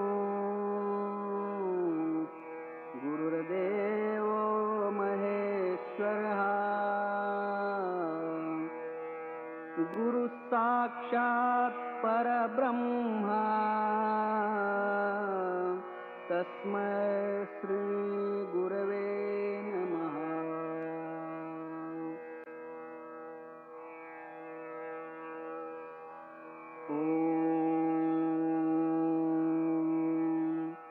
पूर्णमदः पूर्णमिदं पूर्णात् पूर्णमुदच्यते पूर्णस्य पूर्णमादाय पूर्णमेवावशिष्यते ॐ शान्ति शान्ति शान्तिः Thank you. Thank you very much. Distinguished guests, esteemed speakers, respected delegates, and His Excellency. It is an honor to welcome all of you to the valedictory session of 10th World Parliament of Science, Religion, and Spirituality and Philosophy. Over the past 3 days, we have engaged in remarkable discussions, exchanging knowledge and ideas on the profound relationship between science, spirituality, religion, and philosophy. The sessions have brought to light the significance of the interchanges that these fields to create a more holistic understanding of the world and to promote the culture of peace. We are deeply privileged to have with us today His Excellency Shri Arif Muhammad Khan Saab, the Honorable Governor of the state of Kerala, as our esteemed chief guest. His Excellency's presence itself underscores the importance of the discussion we have had and we eagerly await his words of wisdom. But before we go any further, I would like to take this moment to take us back 3 days and understand all the important moments that we had in this gathering. I request my technical team to kindly relay a small film about the glimpses of 10th World Parliament of Science, Religion and Philosophy. Over to you, team.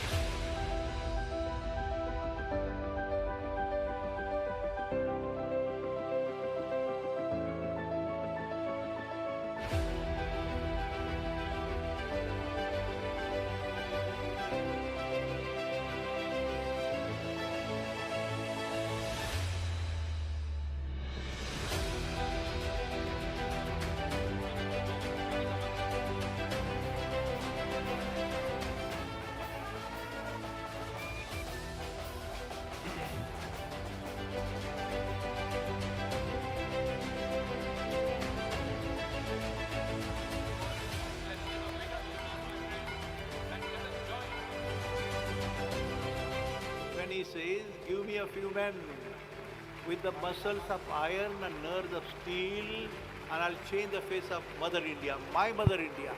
Garu nahi, Swabhiman.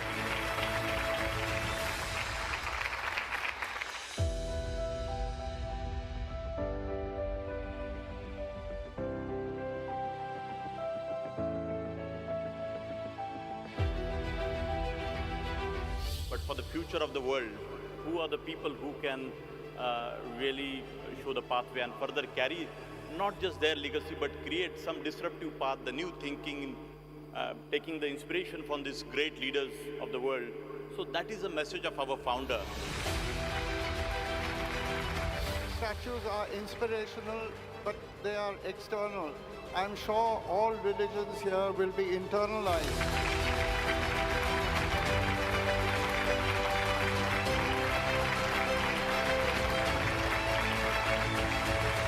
For the whole of humanity to become good human beings.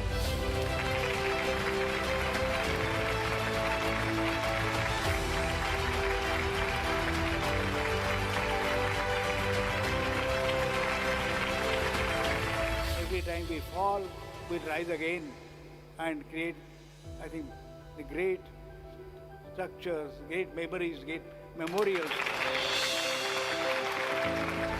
The physically fit, mentally alert, intellectually sharp and spiritually elevated.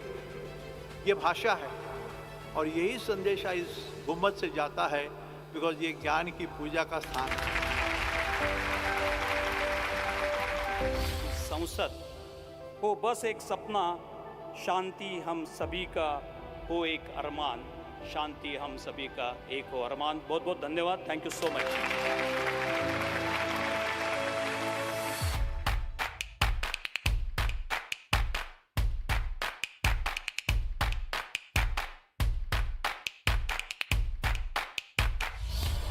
Moment of ringing the bell of world peace on the occasion of inauguration of 10th World Parliament.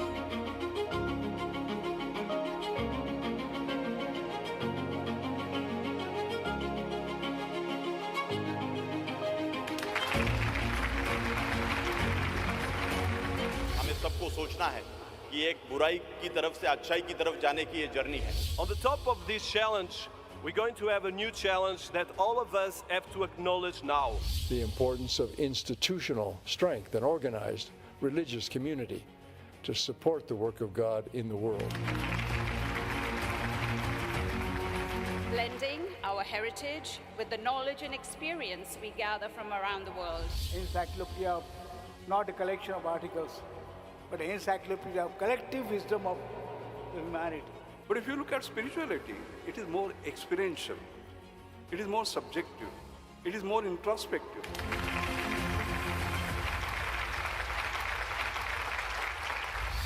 That beings will emerge from existing technologies who will treat us like today we treat our plants and animals. Discipline, decency, decorum and dignity are the 4 words. जो दुनिया के सामने रखने का भी अपने को सीखना है।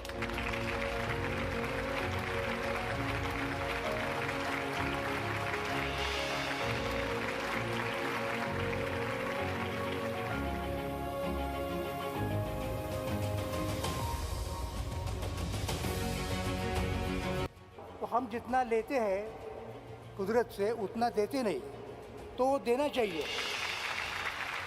Thank you very much. I'm sure we must have received the understanding of last 3 days of 10th World Parliament of Science, Spirituality, Religion and Philosophy. And now, as per the tradition of our motherland, Atithi Devo Bhava, I would like to request revered Professor Dr. Vishwanath Karat sir and Shri Rahul Karat sir to kindly felicitate and welcome His Excellency, the chief guest of today's session, the Governor of the state of Kerala, Shri Arif Mohammad Khan sir.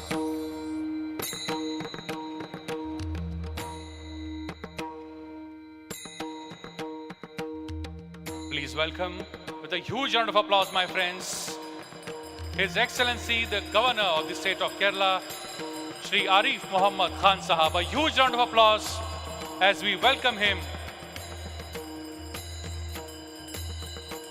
for the valedictory session of the 10th World Parliament of Science, Spirituality, Religion and Philosophy.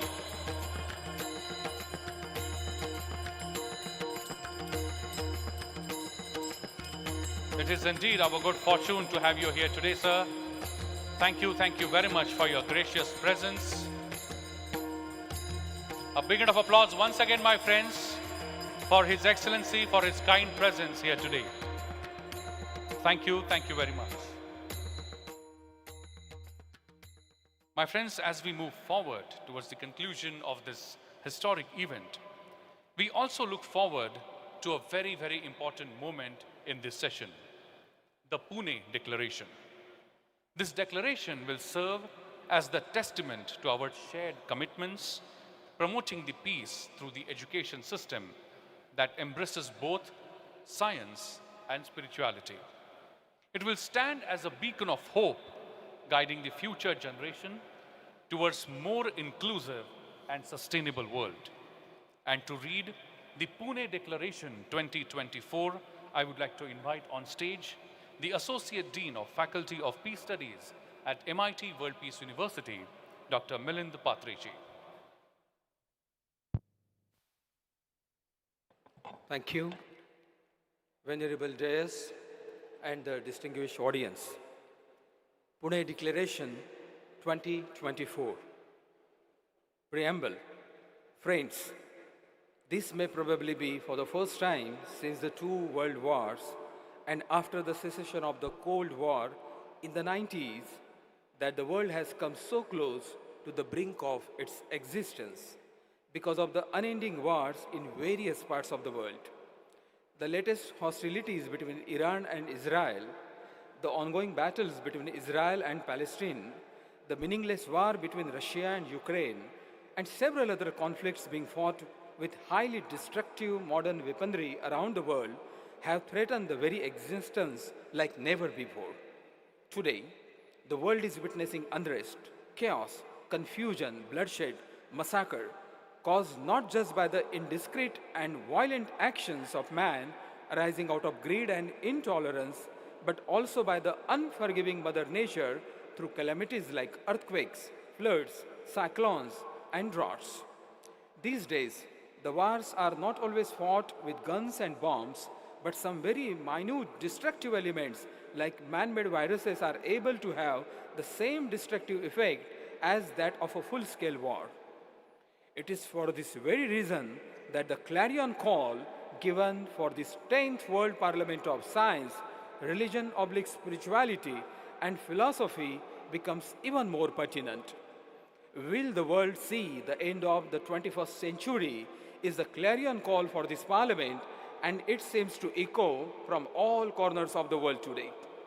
We, the assembled scholars, thinkers, men of science, men of spirituality, academicians, vice chancellors, philosophers, and men of religion of the world, here in philosopher Sant Shri Sant Tukaram World Peace Prayer Hall, Pune, India, also known as a spiritually oriented scientific laboratory, after deep deliberations and discussions, would like to earnestly appeal to all the heads of nation states of the world like USA, Russia, China, UK, France, Germany, India, and others to utilize their richly endowed statesmanship qualities to end these conflicts, to exercise restraint, consider the larger interest of humanity, and stop all wars before they go out of hand.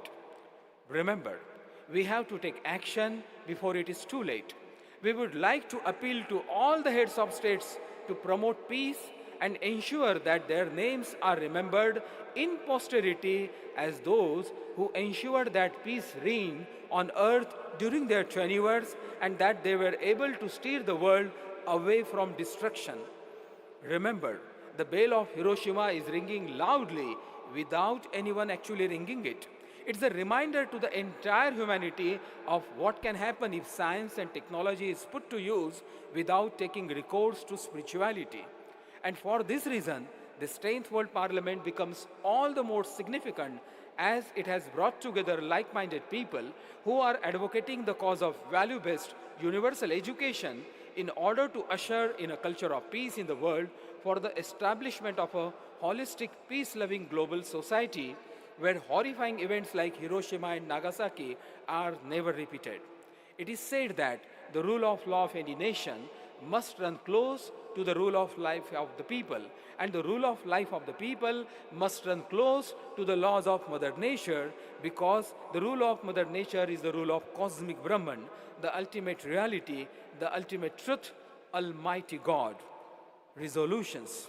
Friends, deliberating on these lines, we, the learned scholars, thinkers, scientists, vice chancellors, spiritual leaders, men of religion, men of spirituality, assembled for this August World Parliament of Science, Religion and Philosophy, do solemnly resolve that there are 9 resolutions, and please put your hands if you pass the resolution.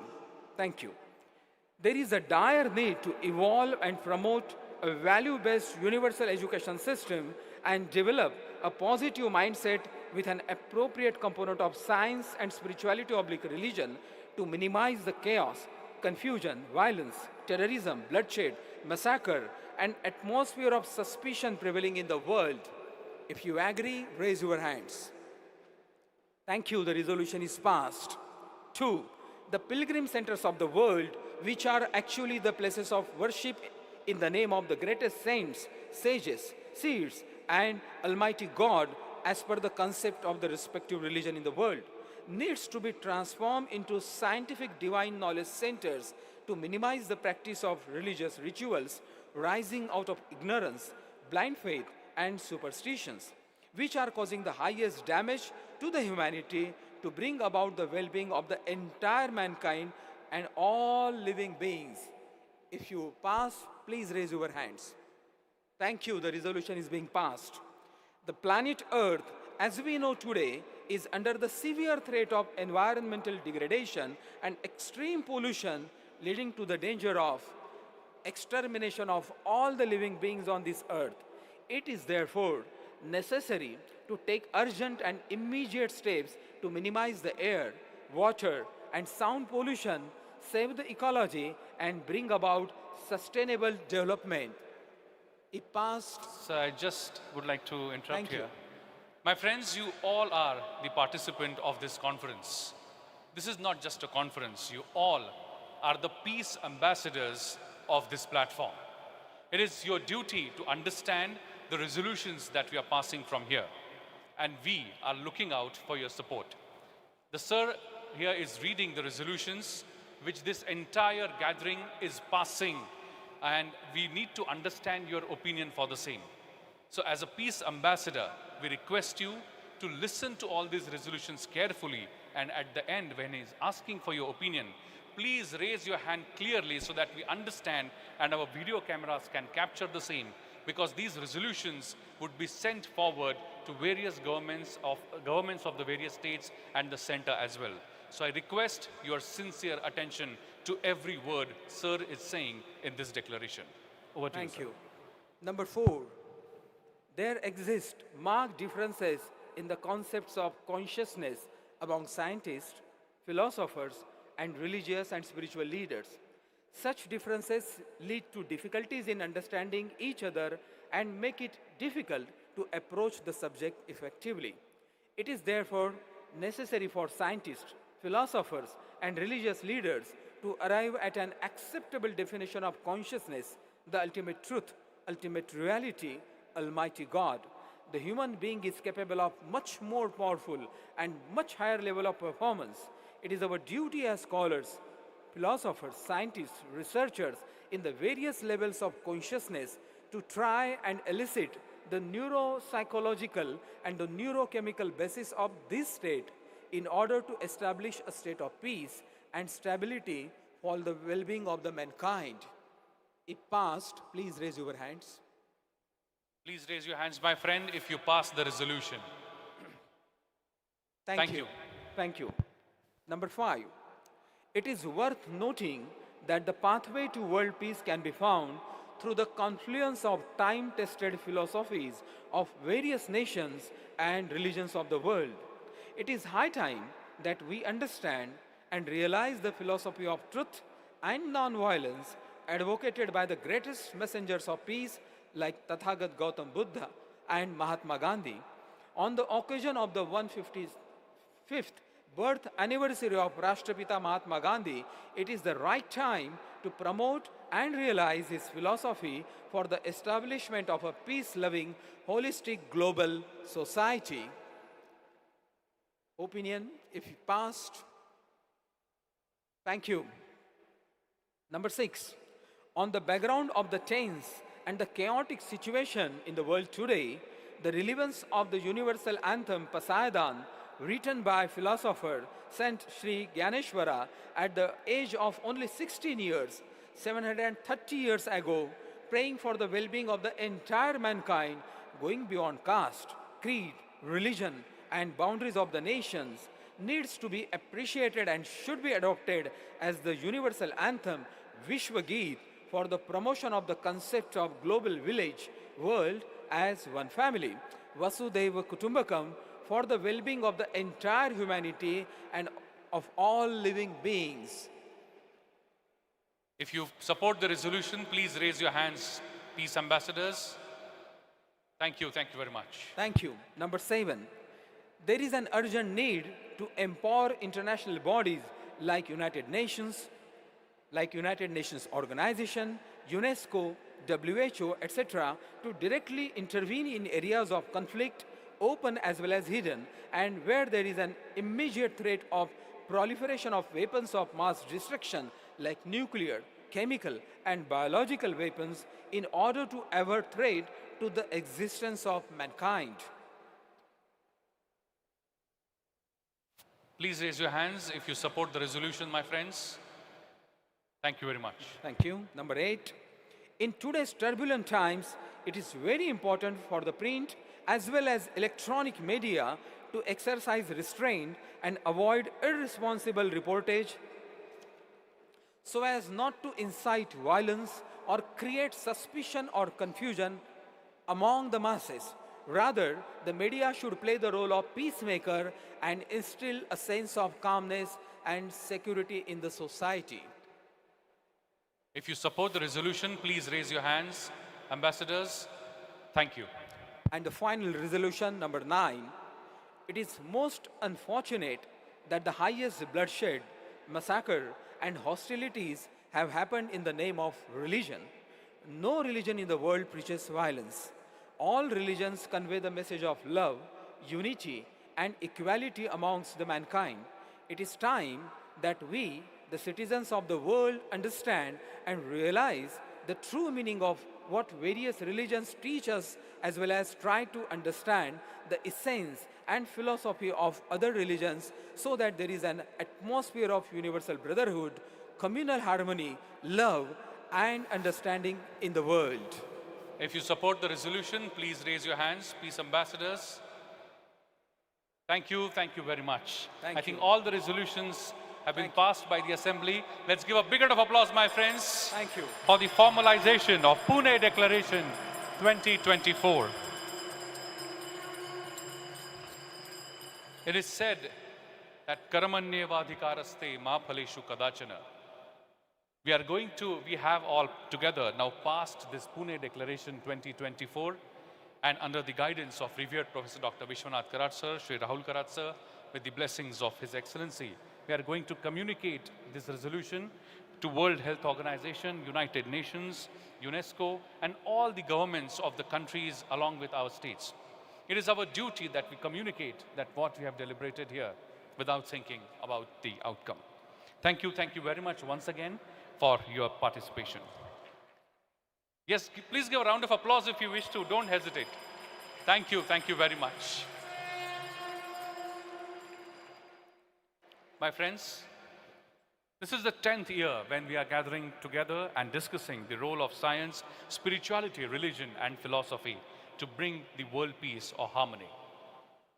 Platforms like these are really important to sensitize the students, the youth like you, who in turn are going to shape the future of our country as well as the world. Identifying the need of involvement of the youth, Shri Rahul V. Karat, who is present with us on the stage today, almost a decade ago, more than that, established a platform like Bharatiya Chhatra Sansad, which is a platform to minimize the gap between the youth and the government and the political practices. The platform has now taken the shape of a movement, and the platform has given birth to many platforms like National Teachers Congress, Sarpanch Sansad, National Women's Parliament, and many more. And the pinnacle of all these efforts is National Legislators Conference Bharat, a platform which is created and envisioned by Shri Rahul V. Karat, which brought together the MLAs and MLCs of all states of our country for the very first time in the history of independent India. And my friends, I'm really happy to share with you that more than 2,000 MLAs and MLCs came together in Mumbai under the flag of National Legislators Conference and deliberated upon the solutions toward the problems that our country is facing. It is my honor and privilege to invite the person, the Executive President of MIT World Peace University and creator of all these platforms, including NLC Bharat. Please put your hands together and welcome with a round of applause, Shri Rahul V. Karat.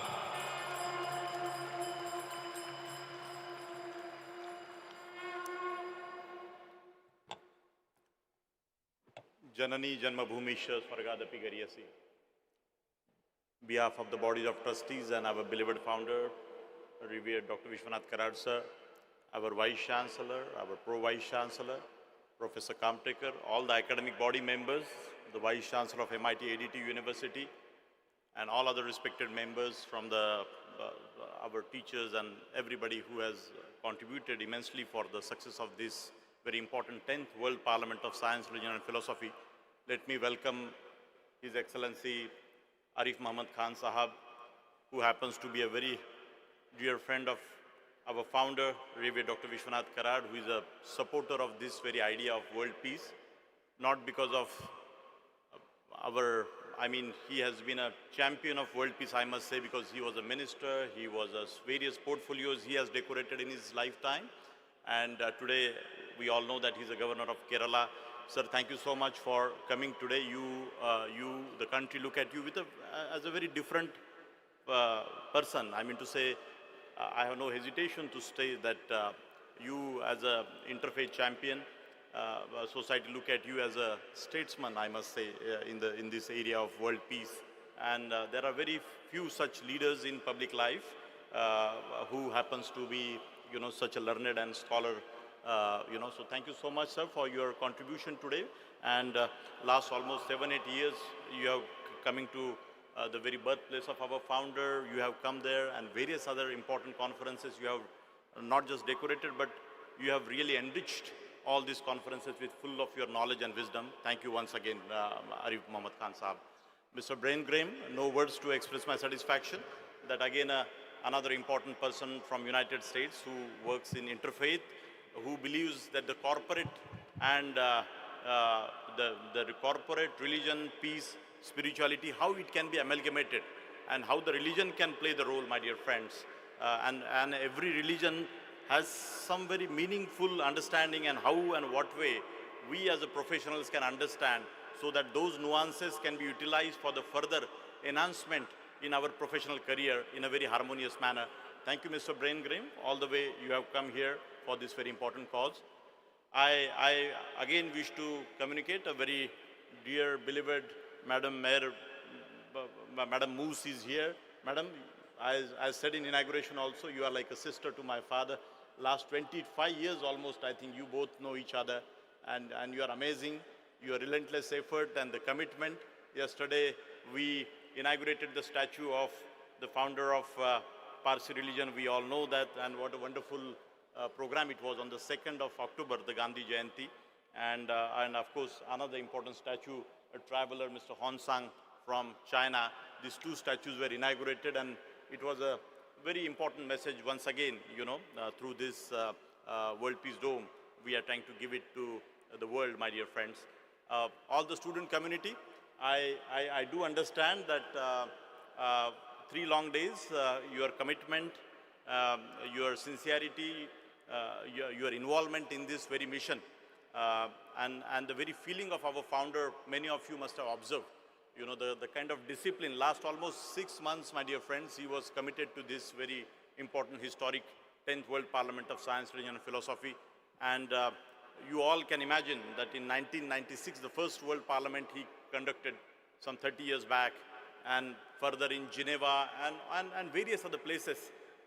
In the initial conversation and the Parliament, this summit, I remember I was very young, my dear friends, and I was like you, and I also used to feel, many of you, just now Professor Bapat said, you must raise the hands for these resolutions, what we have gone through.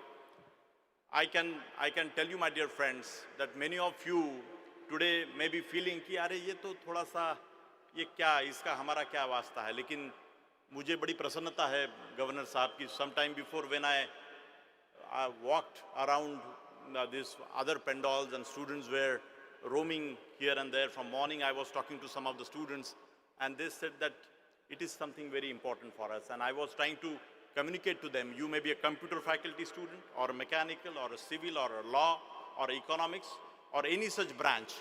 Ultimately, that leads to the world peace. I mean to say, we all are contributing. Any such syllabus which guides further towards that ultimate, you know, what we want to achieve, the comfort here, the air conditioning, or the technological advancements. How it is happening? It is happening through the research centers like this, the knowledge centers like MIT World Peace University and many other institutions all over the world, and carrying that vision forward. Our founder, my dear friends, he proclaimed some 2 years back that we should have one global managing council of the higher education of the world.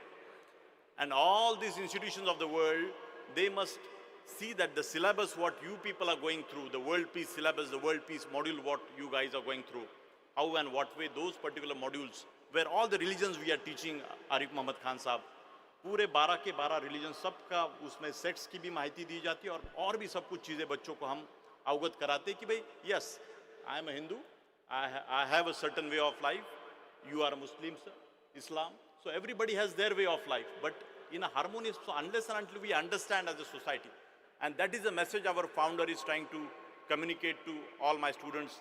आप सब लोगों को, आप जब थोड़े बड़े होंगे 30-40 साल के, तो उस वक्त मुझे लगता है ये राइट टाइम है कि आपके ऊपर ये संस्कार होना. That is our belief as a education center, as a university, my dear friends. और आप में से बहुत सारे लोग उस वक्त जब आप 30-40 साल के होंगे, उस वक्त आप बोलेंगे कि इस संस्था ने हमें जो सिखाया वो बहुत महत्वपूर्ण था.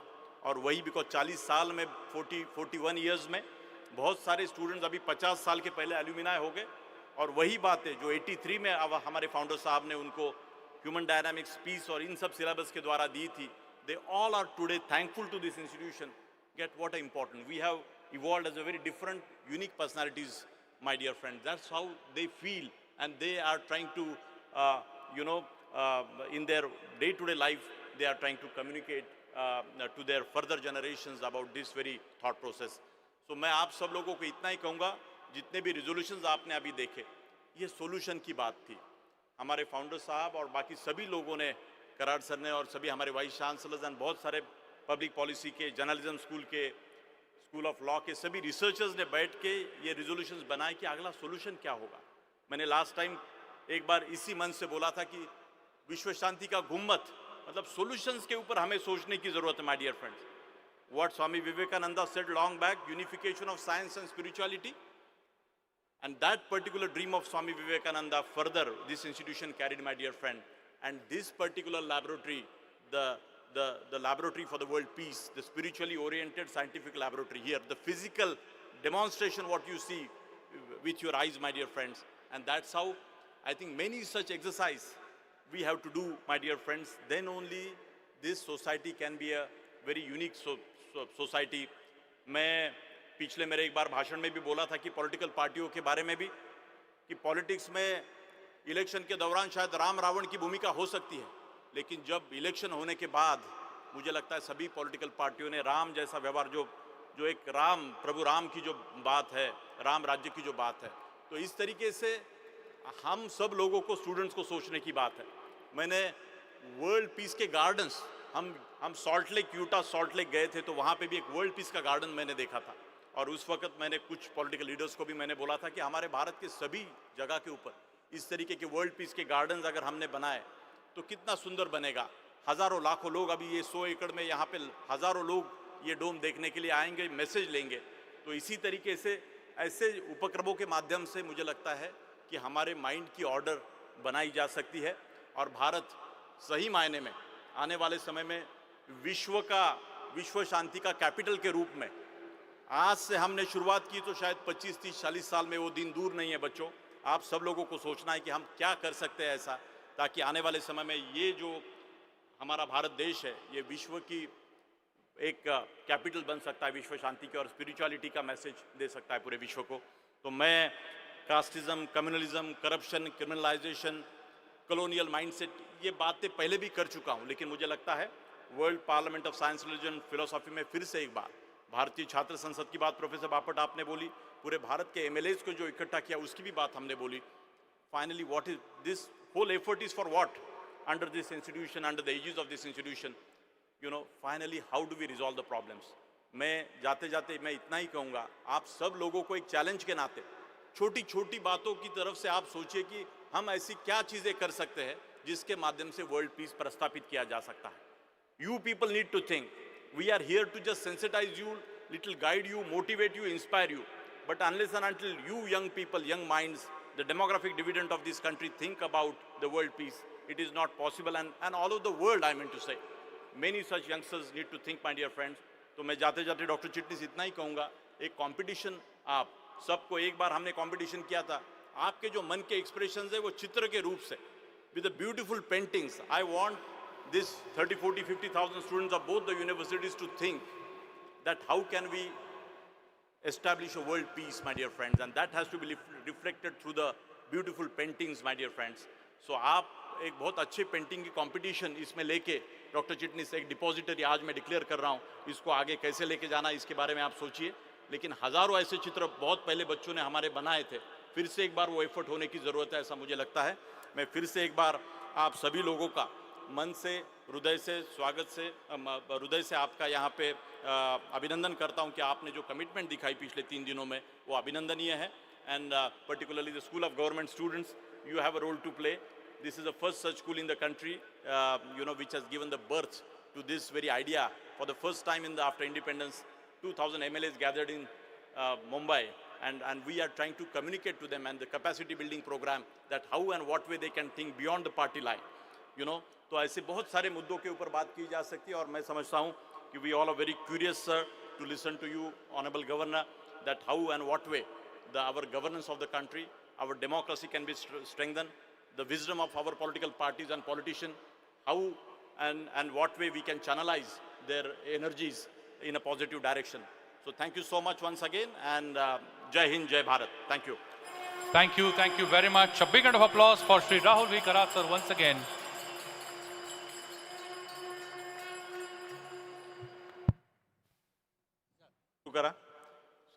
Sorry, the Padam Shri Chandrakant Pandavji is here. I forgot to take his name. He is a iodine man of India. We all know the iodized salt. So he is a man who basically did his research on the iodized salt. Thank you so much, Pandav Saab, for your contribution. Thank you. Thank you very much, sir, once again. And thank you very much in particular, Shri Rahul Karat, sir, for underlining the importance of the knowledge center, the research centers that you talked about in your address. Thank you very much for that. My friends, now it's time when I'm going to invite the motivation, the source of inspiration behind the 10th World Parliament of Science, Spirituality, Religion and Philosophy, and the visualizer, the creator of this world monument, the World Peace Dome. Please put your hands together and welcome with a huge round of applause the UNESCO chair holder, founder and chief patron of MITES MIT Pune and president of MIT World Peace University, revered Professor Dr. Vishwanath D. Karat, sir.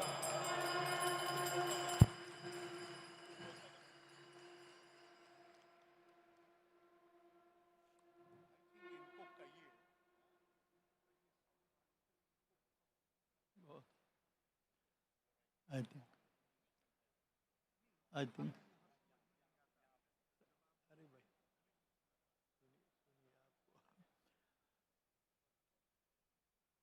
His Excellency, the Honorable Governor of Kerala, Dr. Arif Muhammad Khan Sahab, not only Governor, a great scholar, thinker, philosopher, man who has understood his own duty and also the religion.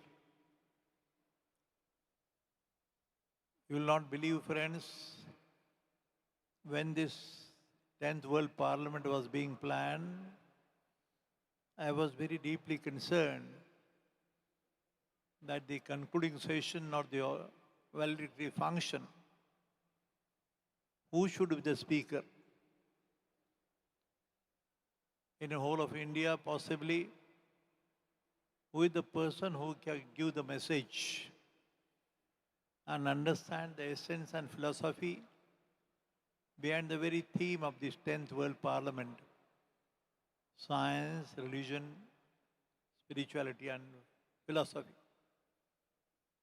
सारी दुनिया को संदेश देना है भाई, हम बहुत छोटे हैं, हमारा कौन सुनेगा कौन नहीं, whether United Nations will take a note of it or WHO will take a note of it, our feelings and some passionate fire in the belly.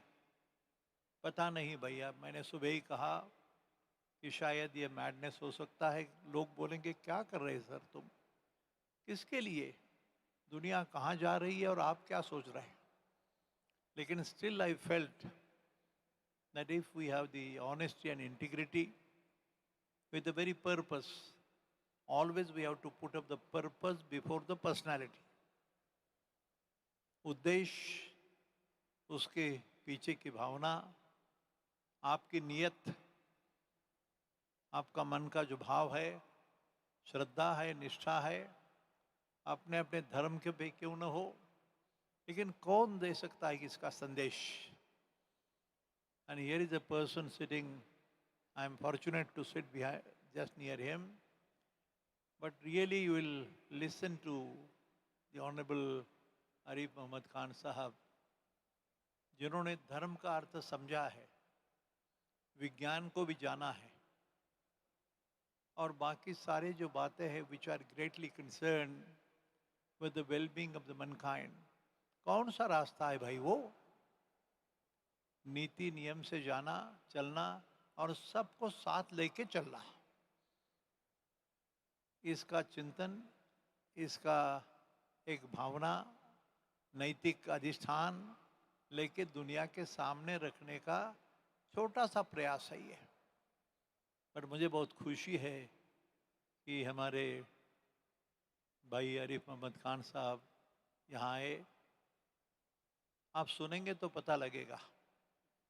मैं यही रुक जाता हूँ, ज़्यादा बोलने का सुबह से कल 3 दिन से जो चल रहा है, शायद because of all our peace ambassadors, the youngsters and the persons who spoke, I am grateful to them also. I know that on the stage, हमारे सारे बड़े बड़े सहयोगी बैठे हैं, बड़े जानकार है. ये दो स्टैचू का खड़ा होना, it also gives a message. And the fill of prophets and the saints and sages in the dome, and outside are the scientists, engineers, philosophers. It has also a meaning behind. एक तत्व बताता है. तो मैं आभारी हूँ sir, आपको मैं प्रणाम करके आपको झुककर मैं बोलूँगा कि दुनिया को संदेश देना है. भारत माता की तरफ से नहीं, ये बड़ा कॉन्टिनेंट कैसा है आपको मालूम है. ये सिर्फ हिंदू भूमि नहीं, हिंदवी स्वराज की भूमि है. छत्रपति शिवाजी महाराज की भूमि है, आप तो जानते हैं. इससे संदेश जाना है. धन्यवाद.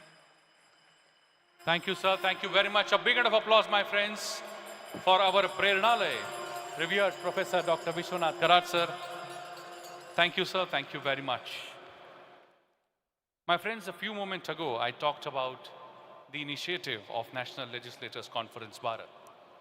This magnificent platform envisioned and created by Shri Rahul Karat, sir, which brought together the MLAs and MLCs from all states of India to discuss the problems that we all are facing, to create an important memory and important takeaway of this gathering. We have created a beautiful coffee table book. The creation of this platform stands as a testament to Shri Rahul Karat sir's vision and leadership. Through this initiative, he has provided a space for the dialogue and mutual learning, fostering the spirit of cooperation among the lawmakers from across the country. Today, at the august hands of His Excellency, I would like to request all the dignitaries to join us as we unveil the coffee table book of National Legislators Conference, Bharat.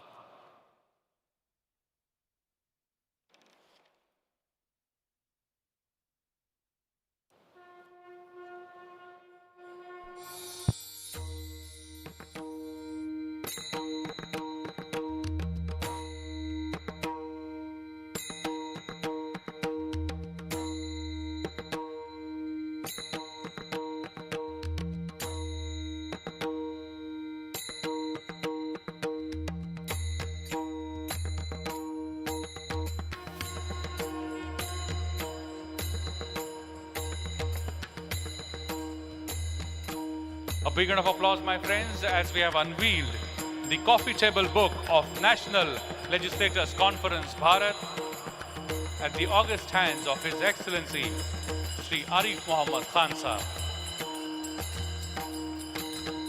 Thank you, sir. Thank you very much. And we have now reached the moment in this valedictory session for which we all are eager. I am now going to request His Excellency, the chief guest of this session, to address the gathering. But before I do that, I would like to request my technical team if they can please relay a small film made on life and work of His Excellency Shri Arif Mohammad Khan Sahab.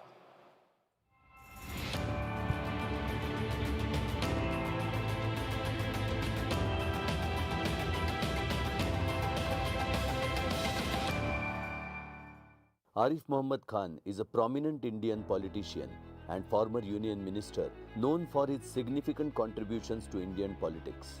Born in 1951 in Bulandshahr, Uttar Pradesh, he earned a bachelor's degree in law from Aligarh Muslim University, laying the foundation for a distinguished political career.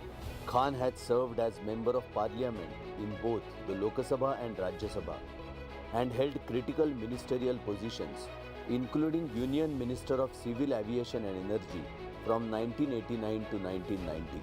His political journey includes notable roles in the Uttar Pradesh cabinet and his current position as Governor of Kerala since 2019. He was also a member of National Commission of Minorities from 2011 to 2013 and served as Vice Chairman of the National Commission of Backward Classes from 2008 to 2010. In recognition of his exceptional service, Khan was awarded the Padma Vibhushan in 2020 and the Outstanding Parliamentarian Award in 2002. An accomplished author, he has spent several books addressing politics, social issues, and Urdu poetry, and has translated works of notable poets and writers. As a regular columnist in leading newspapers, he engages in contemporary discourse, frequently participating in TV debates and discussions. Khan is deeply committed to social impact, advocating for education, healthcare, and social justice, while supporting minority welfare initiatives and promoting the Urdu language and literature. Initially a member of Indian National Congress from 1980 to 2007, he joined the Bharatiya Janata Party (BJP) in 2007 and has remained associated with various social and cultural organizations, reflecting his diverse contributions to Indian society and politics. Please put your hands together and welcome with a huge round of applause, my friends, His Excellency Shri Arif Muhammad Khan Sahab for his valedictory address.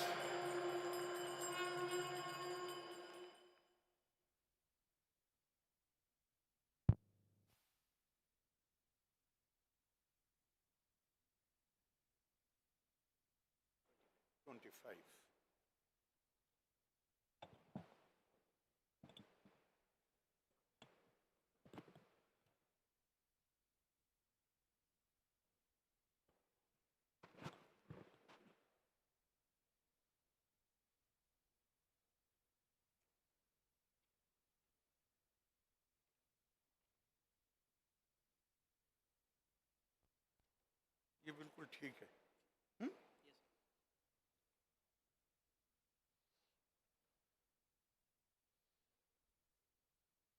माननीय professor Vishwanath D Karad, founder president MIT world peace university Pune, Shri Rahul V Karad, executive president MIT world peace university, Padma Shri doctor Chandrakant Pandav, doctor Meher Moos, president Zoroastrian college, doctor Ravi Kumar Chitnis, vice chancellor, doctor Milind Pande, pro vice chancellor, mister Brian Grim, president religious freedom and Business Foundation USA, Professor Dr. Gautam Bapat, ladies and gentlemen,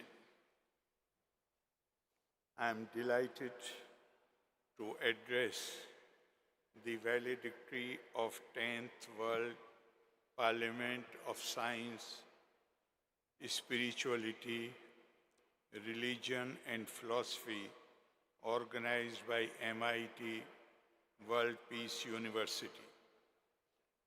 First, I would like to compliment Dr. Vishwanath Kararji and MIT Peace University for organizing this Parliament of Peace on the occasion of the 155th birth anniversary of Mahatma Gandhi, highlighting the Gandhian ideals of peace in a world which today we find full of fear and hate and facing the risk of yet another major war.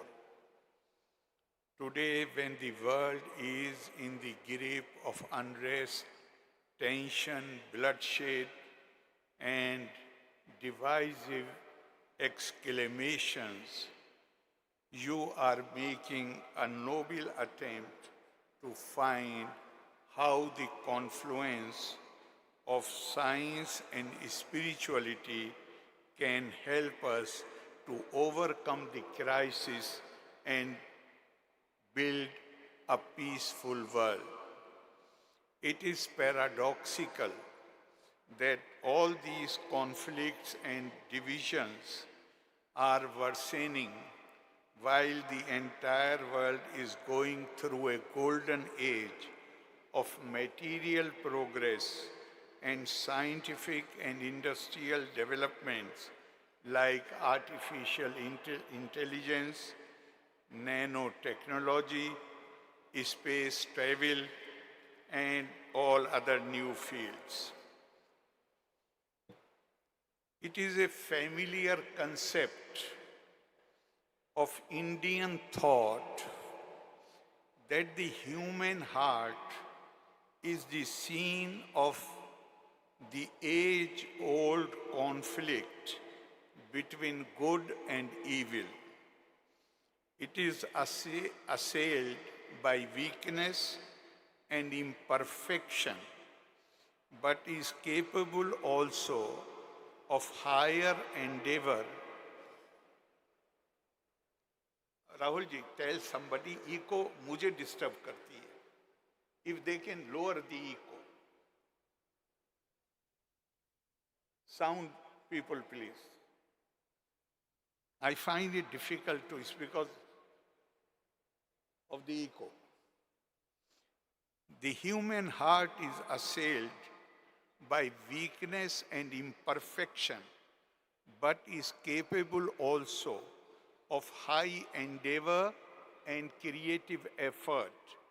The Rig Veda says that man is a composite of life-giving and death-dealing impulses, whose shadow is immortality and death.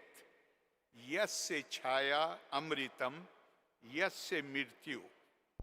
The Mahabharata says, amritam chaiv mrityus dvayam dehe pratishthitam mrityur apadiyate mohat satyana padyate amritam. Immortality and death are both lodged in the nature of man. By the pursuit of moh,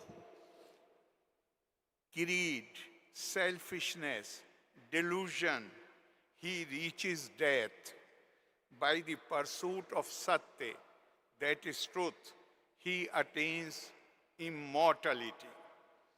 We are all familiar with the verse in the Hitopdesh that hunger, sleep, fear, and sex are common to man and animals. What distinguishes man from animals is the sense of right and wrong, and that is known in Indian tradition as dharma.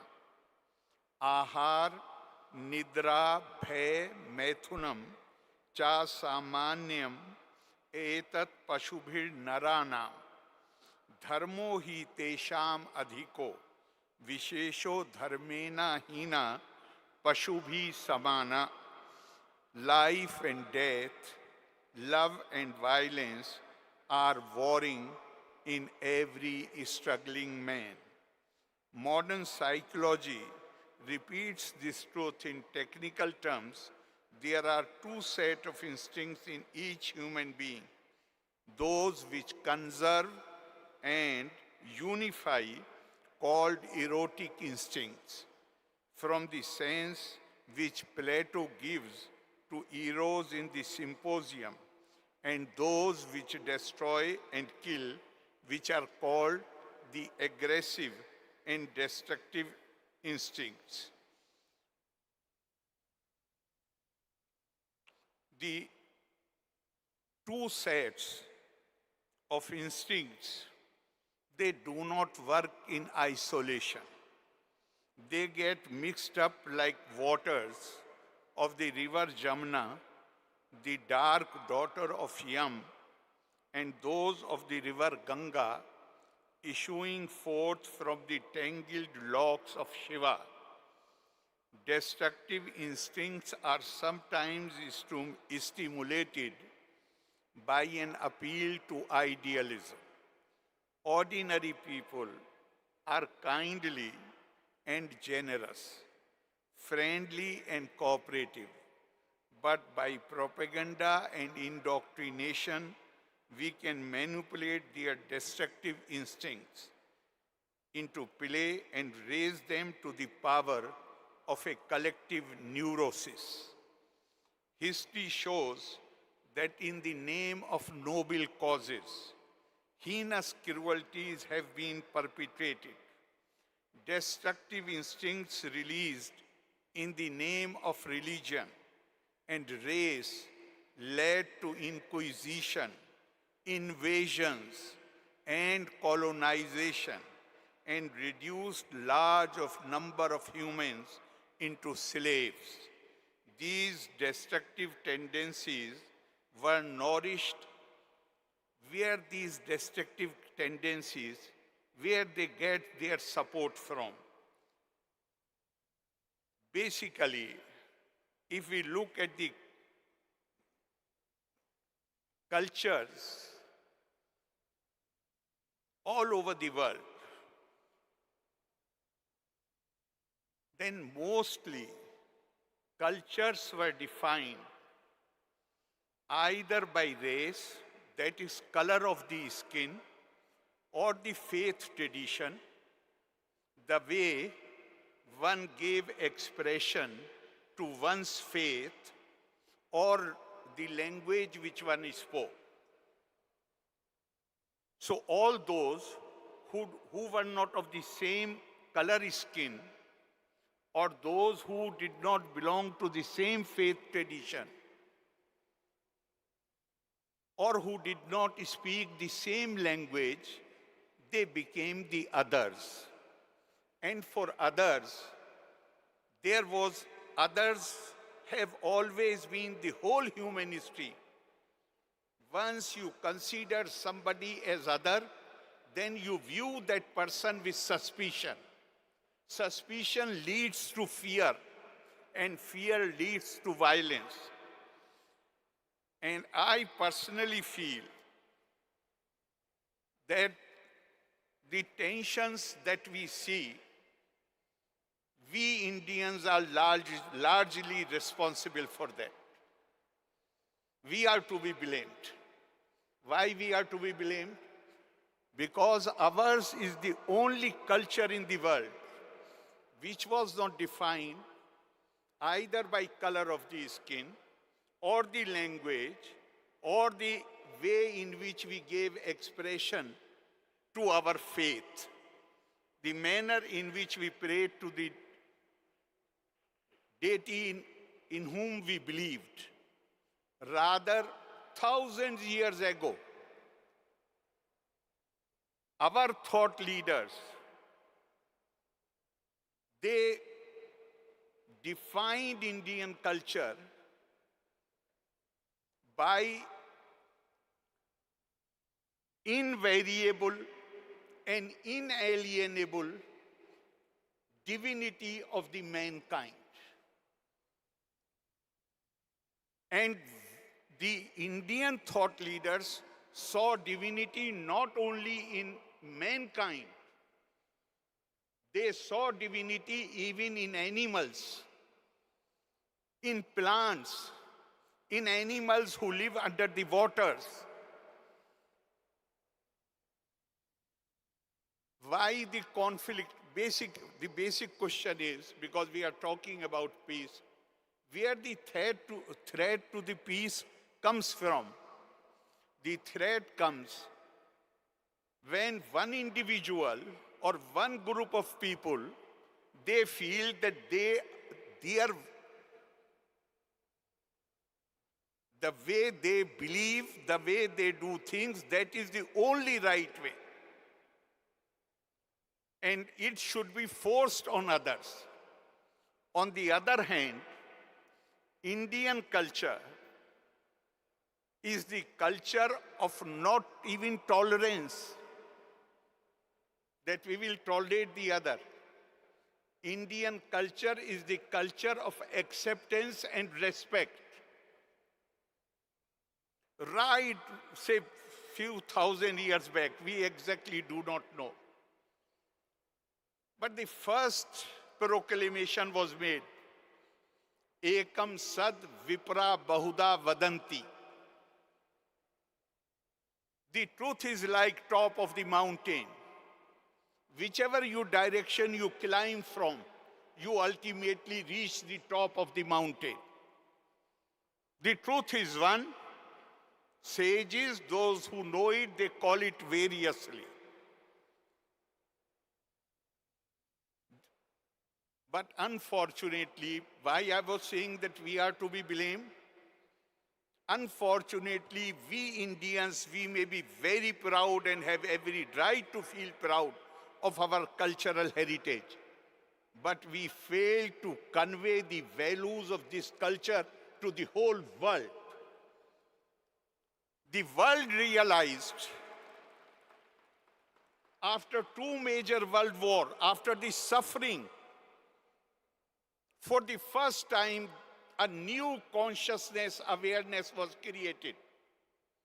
And in 1948, the United Nations adopted a Charter of Human Rights, where the basic concept was dignity of mankind. And from dignity of mankind, all human rights flow. And it was agreed that no discrimination can be made on the basis of either color, on factors which are associated with your birth, the factors on which you have no control. Based on those factors, no discrimination can be made. World came to that stage in 1948. India made the declaration 1,000 years back. Bharateshu striya purusho nana varna prakirtite nana devarchane yukta nana karmani kurvate. The women and men of India, they belong to different races, or the colors of their skins are different. They worship different gods, and they follow different customs and different rituals.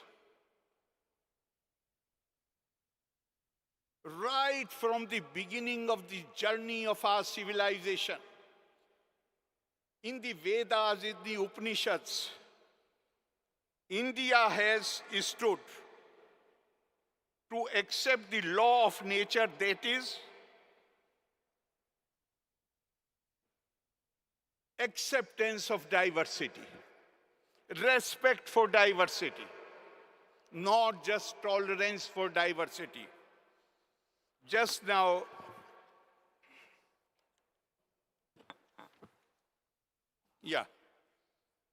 Rahul ji said about me that I am a champion of interfaith harmony. No, sir, I am not.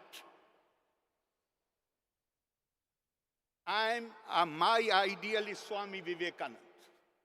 And Swami Vivekananda, what he said about different faiths, Swami Vivekananda said, all religions, from lowest fetishism to highest absolutism, mean so many attempts by the human soul to grasp and realize the infinite, the supreme spirit, each determined by the conditions of its birth and association. And each of these marks a stage of progress. And every soul is a young eagle soaring higher and higher, gathering more and more strength till it reaches the glorious sun. And Swami Vivekananda says, I shall go to the mosque of a Muslim. He did not create these watertight divisions, compartments. No. He said, I shall go to the mosque of a Muslim. I shall enter the Christian church and shall kneel before the crucifix. I shall enter the Buddhist temple where I shall take refuge in Buddha and his law. I shall go into the forest and sit down in meditation with the Hindu yogi who is trying to see the light which enters the heart of everyone. Not only shall I do all these, but I shall keep my heart open to all that may come in future. So, sir, for us as Indians, this These pigeonholes are not acceptable. For us, what is the definition? I ask you, what is the definition of spirituality? Religion is easy to define, but what is the definition of spirituality? If you have the same amount of love and consideration for the other which you have for yourself, then you are spiritual.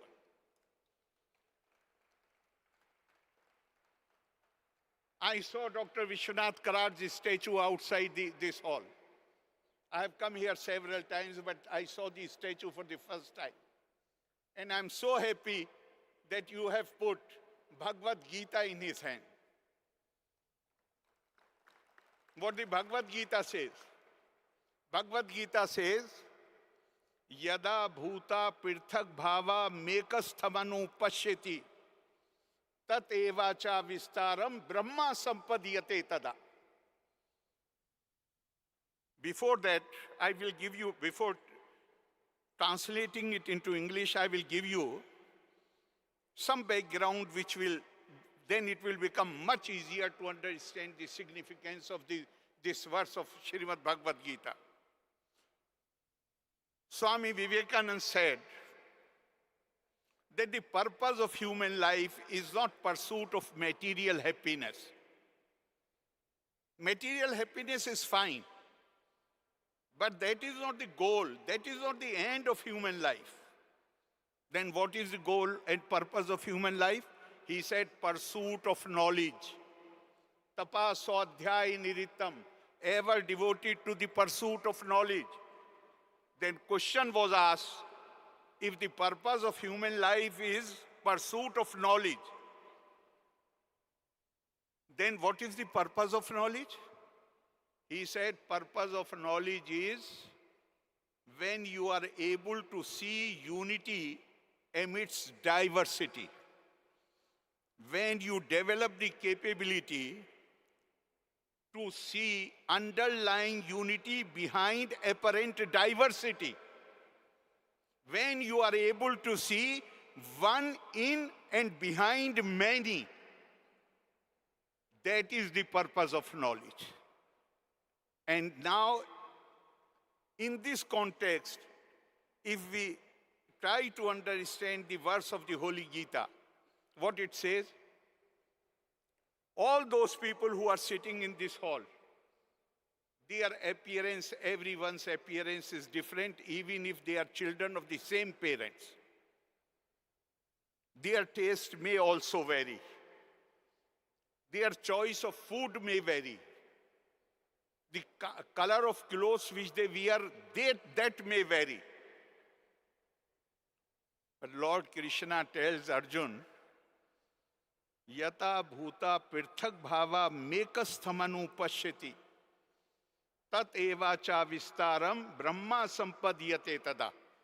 Whatever the existing diversity is, one who develops the ability to understand and see that all this diversity has emanated and is manifested from one source, then that person's become identified with the Supreme Spirit, Brahma.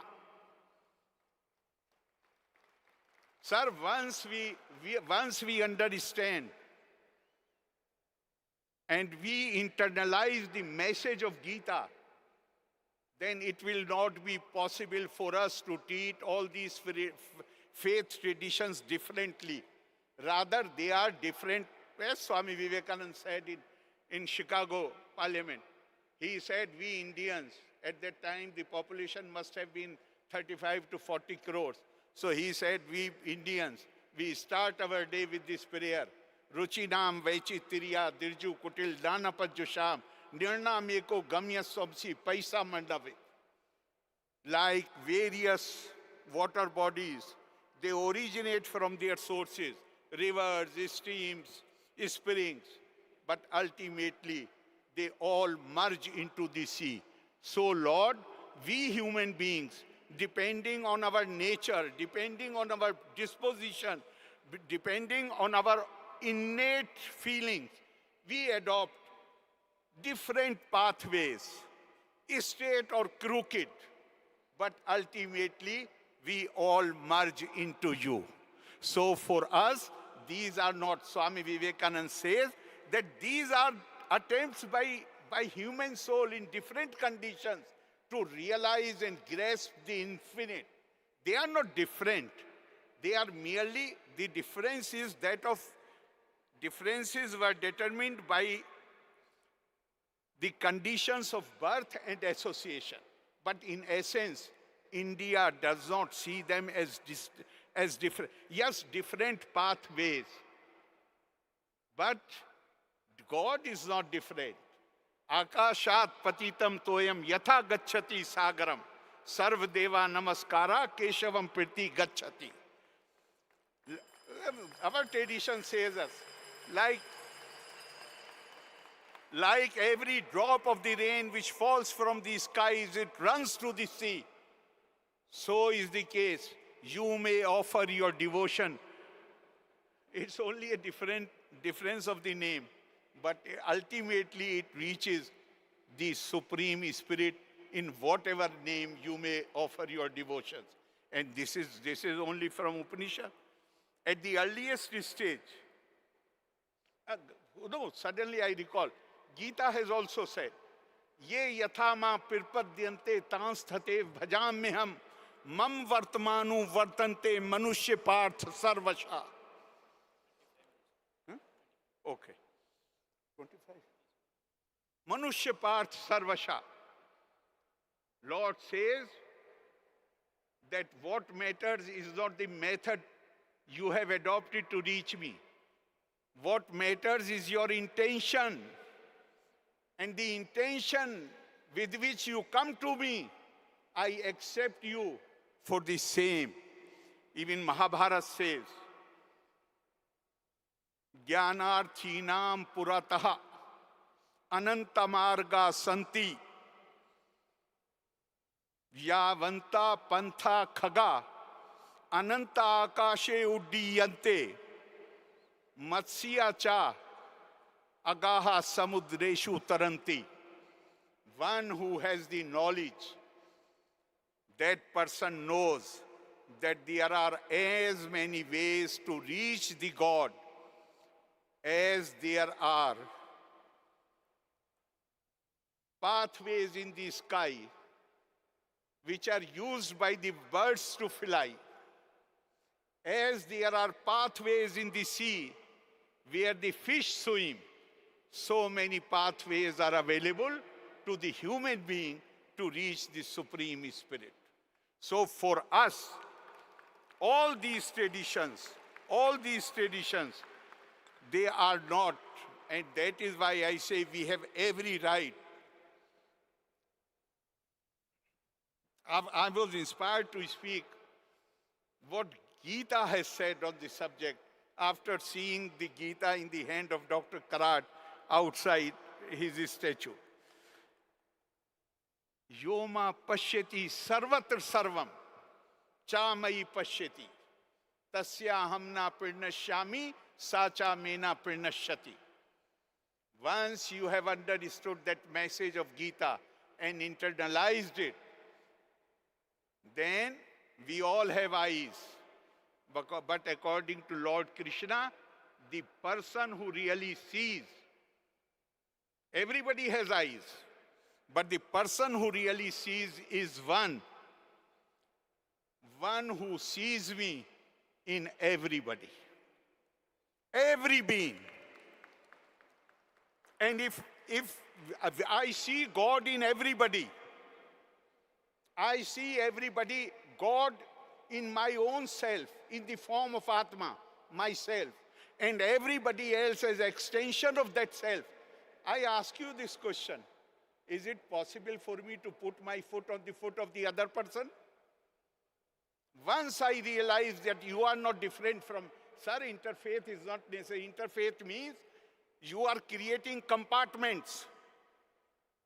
No, Indian tradition has no room for creating compartments. Indian tradition has no room to prescribe anything. Indian tradition accepts every pathway.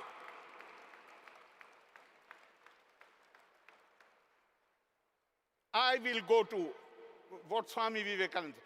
I have no problem, no compunction. The same devotion of his devotion and same spirit with which I go to the mosque. I will go to the Hindu temple. I will go to the Zoroastrian temple. I will go to the church. My state, Kerala, it is full of ancient temples, ancient. There is some reason. There is some reason. The first mosque built outside Medina, anywhere in the world, including Arabia, was in Kerala, in Thrissur district. The Jews came to Kerala in the year when their holy temple in Jerusalem was destroyed by Romans. So you can imagine how ancient and old are the synagogues in Kerala. One of the apostles of Jesus Christ, Saint Thomas, came to Kerala. One of the apostles, our Christianity, Indian Christianity is 300 years older than European Christianity. How come they survived in India? Possibly India is the only country, and the Jewish authors have written in detail that India is the only country where Jews were never persecuted. Why is it so? Because our tradition did not allow us to consider anybody as other. For us, every tradition is our tradition. And in fact, it enriches our culture. I feel so enriched when I want to have that experience. How a Sikh brother of mine, what kind of experience he has when he goes to the Gurdwara. I want to share that experience. I want to share that experience by going to the church, to the temple, to every place of worship. And when I say we have every right to take great pride in the Indian tradition and culture, we also need to have some sense of shame that we have not been able to convey the core values of this culture. Instead, we have been influenced by others. And we have also talking. In fact, I said once in a meeting in Bangalore, it was a meeting of the Gandhians, Hindu, Muslim, Sikh, Isai. I said Gandhiji had no choice at the time when he was working, because Britishers had created a system where even secular rights were decided on the basis of your faith. So Gandhiji had to use this terminology. Everything was decided by your faith. But I said Indian tradition, possibly after India became independent, if Gandhiji were there, possibly he might not have used. Why that criterion alone should determine my identity? Then possibly he would have talked about our Indianness, because our Indianness gives us the scope to embrace everybody, to feel, ayam nich paroveti garna laghu cheta sam, udar charita nam tu vasudev kutumbakam. If Vasudev Kutumbakam, this was our slogan during the G20. And why only that? This is a very popular verse. I will give you another verse, and with that I shall conclude, because I have already taken 30 minutes. Mata cha Parvati Devi Pita Devo Maheshwara Bandhava Manava Sarva Swadesho Bhuvantireyam. We are the children of Parvati and Maheshwar. Parvati is our mother and Maheshwara is our father. And therefore, And therefore, all human beings are our brothers and sisters.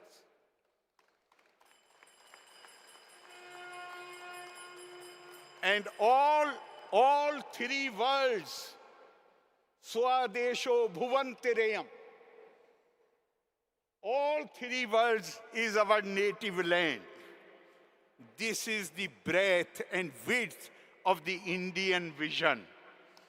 And I should conclude what we really mean by dharma. Dharma is not religion. Dharma is the sense of right and wrong. Dharma is the sense of your duties, your conduct. So I will conclude with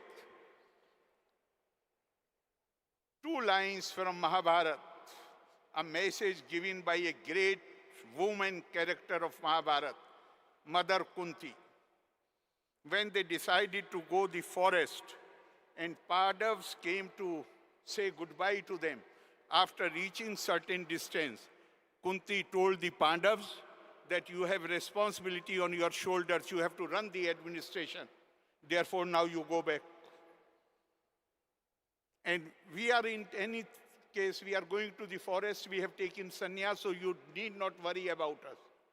And she said, Nirvat Swa Kuru Shresht Bhim Siya Divhi Saha Dharmete Dhyatam Buddhi Mansate Mahdastucha.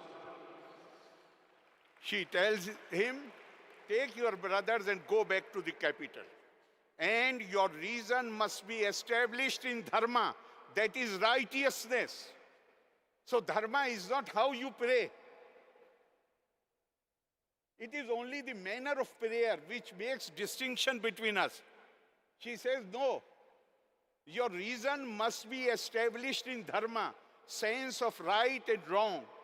Mansate Mahdasucha, and your heart should be big enough to accommodate everybody. The day we develop that spirit, all threats to the peace will disappear. Loka samasta sukhino bhavantu. Thank you very much. Jai Hind. Let's rise in our seats and give a big round of applause. Sir, kindly accept the standing ovation. Kindly accept the ovation from the audience for the beautiful pearls of wisdom that you have shared with us. Right from the meaning of life to the reality of Almighty, history of our country and our duty. A big round of applause for His Excellency.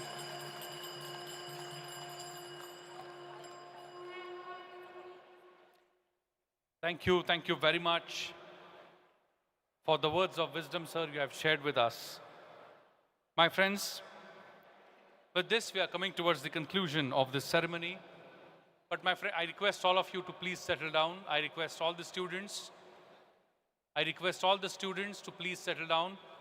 Thank you very much.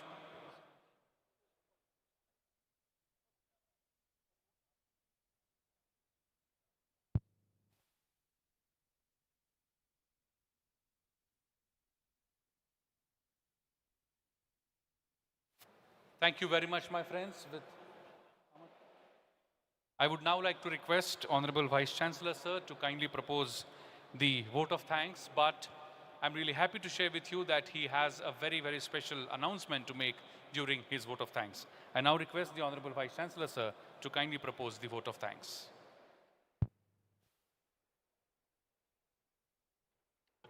Good evening, ladies and gentlemen. It's always honor and privilege to propose vote of thanks in the valedictory session, as well as the entire proceedings of the World Parliament.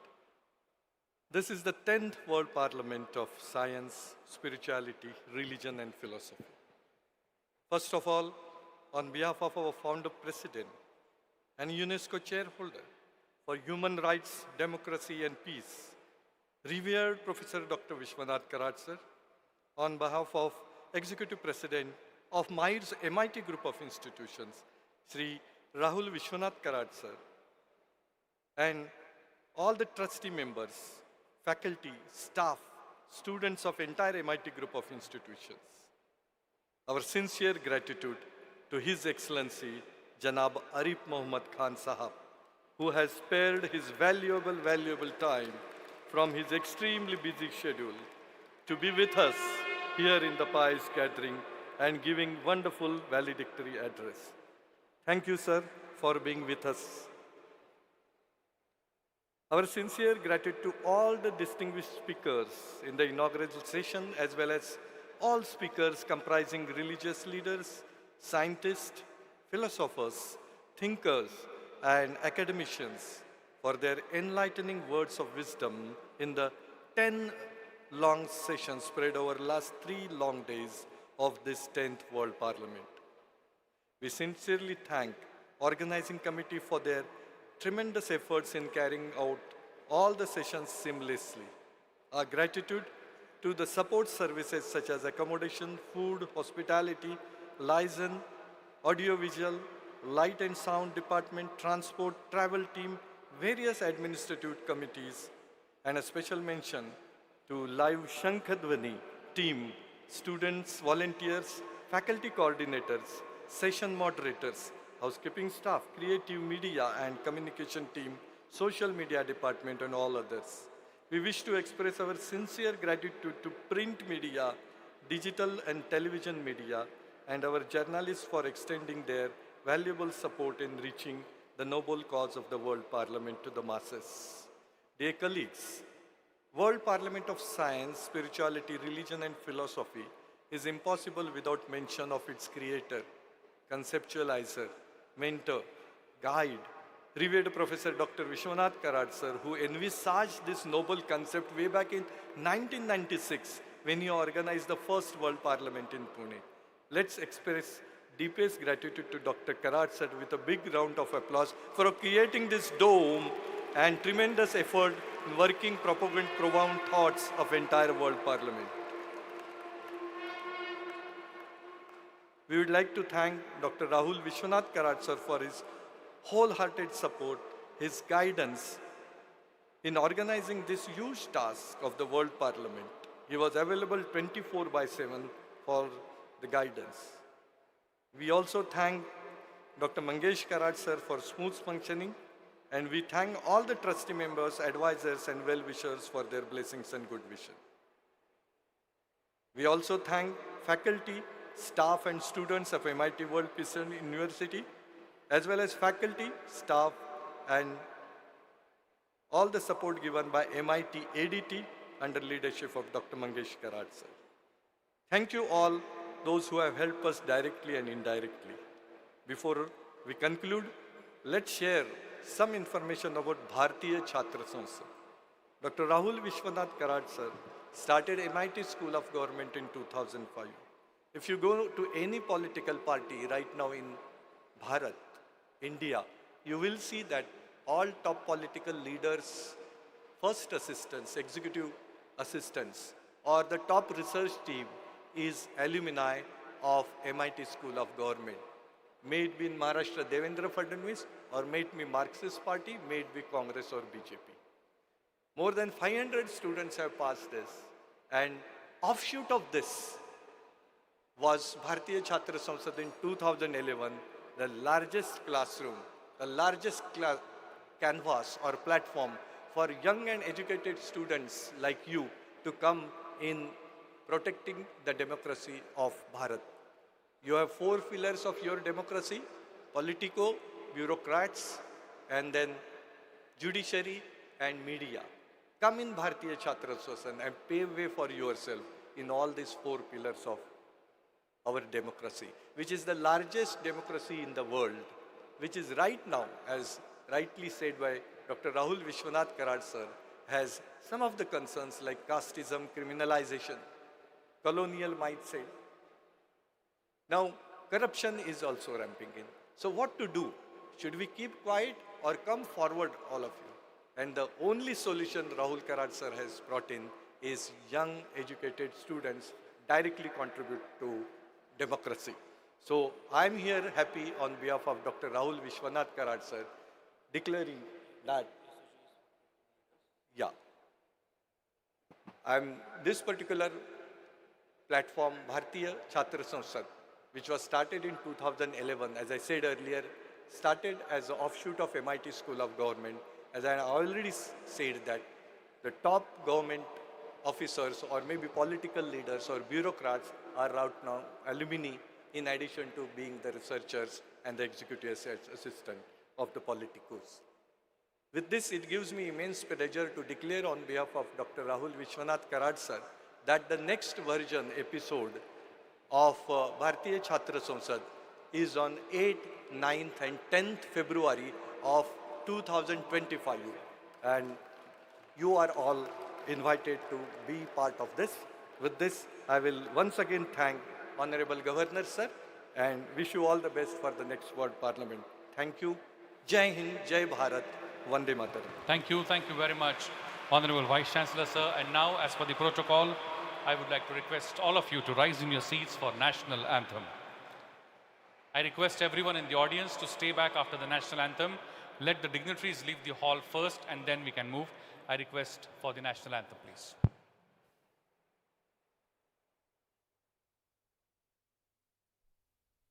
जनगण मन अधिनायक जय हे भारत भाग्य विधाता पंजाब सिंध गुजरात मराठा द्राविड उत्कल बंगा विंध्य हिमाचल यमुना गंगा उच्चल जलधि तरंगा तव शुभ नामे जागे तव शुभ आशीष मागे गाहे तव जय गाथा जन गण मंगलदायक जय हे भारत भाग्य विधाता जय हे जय हे जय हे जय जय जय जय हे भारत माता की, भारत माता की, भारत माता की. Thank you very much. I request all the students to settle down for a moment. There are some important instructions for all of you. The dignitaries are leaving this hall, but let me share with you students, just settle down for 1 minute. There is just announcement of 1 minute. I request all of you to settle down. My friends, please listen to my instructions carefully. We are now not going to open the gates on the left and right hand side. Please do not open the gates on the left and right hand side. डावी उजवीकडचे gates उघडू नका. Security guards, तुम्ही ऐकताय का? Please. डावी आणि उजवीकडची gates उघडू नका. We are going to open the main gate, and now, after you all go, you all are requested to go on the main staircase for the photograph with His Excellency, Chief Guest of this function. After the photograph is over, revered Professor Dr. Vishwanath Karad sir is going to come back in this hall in person to give the meritorious students their well-deserved certificates. I request the students, the meritorious students, to please raise their hands. The meritorious students, those who are present here today, please raise your hands. Okay, thank you. All the students, those who raise their hands, are requested to come back after the photograph on the main staircase, because revered Professor Dr. Vishwanath Karad sir, along with his senior directors and deans, would be giving you the certificate in person on stage. So it's a sincere request to all the meritorious students to come back after the group photograph. Now we will open the main gate. You all will go outside. We will stand on the staircase for the photograph, and after the photograph, meritorious students along with their teachers, deans, directors, associate deans are requested to come back in the hall for the certificate distribution ceremony. Thank you very much. We may now open the main gate. Mukhya darwaza ugda. Mukhya darwaza ugda. कृपया मुख्य दरवाजा उघडा.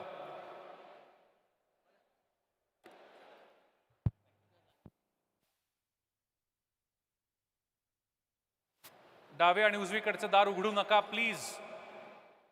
उजवीकडचा दरवाजा उघडा दिसतोय, please बंद करा. डावे आणि उजवीकडचा दरवाजा उघडू नका.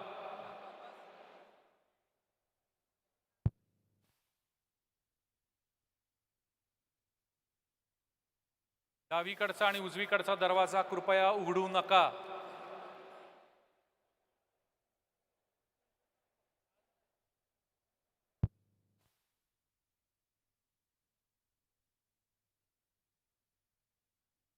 All the students are requested to stand on the staircase. Meritorious students, you can go for the photograph. You can come back.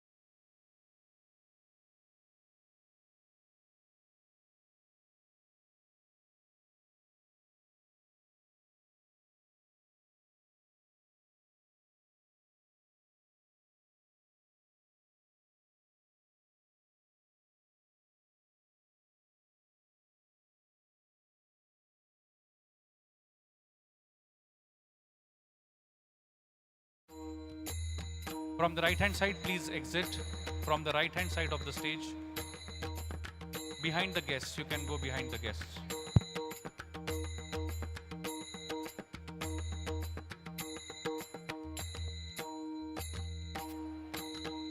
Thank you very much. I request the next students, the Gayatri Panchal, Shraddha Pawar, Anuja Patil, Prachi Todkar, Neha Patil, Vedant Gadam, and Bhavesh Sancheti.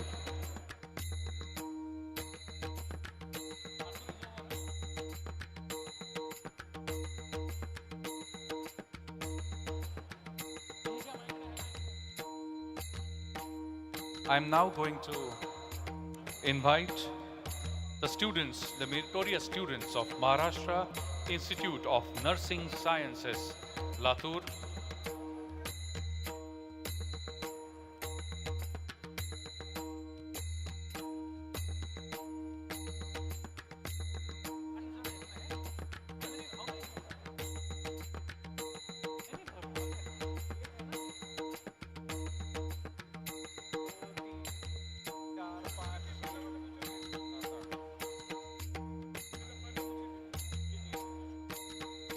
I now request the students of Maharashtra Institute of Nursing Sciences, Ms.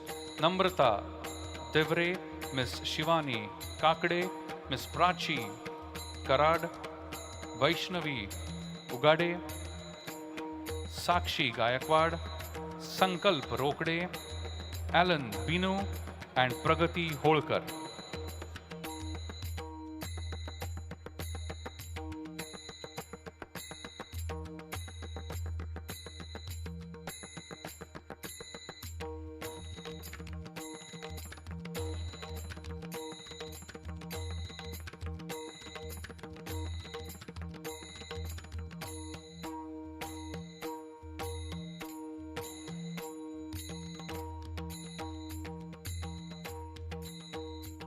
Thank you very much. I now request Akanksha Shimple, Shruti Pawar, Mayuri Phad, Ajit Kendre, Jayesh Suryavanshi, Ashish Jagtap,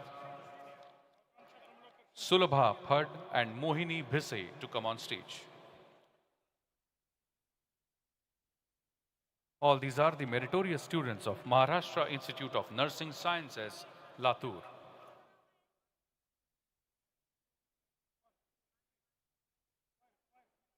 I think we can have the music on, please. Can we have the music?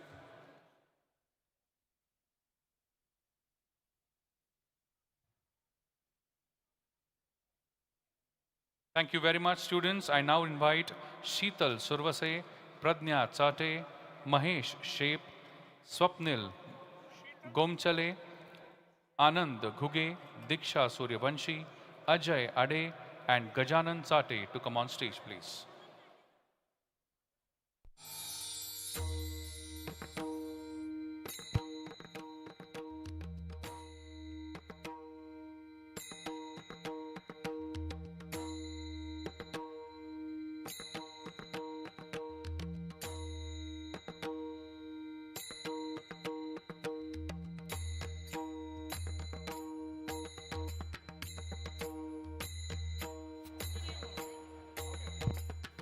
Okay.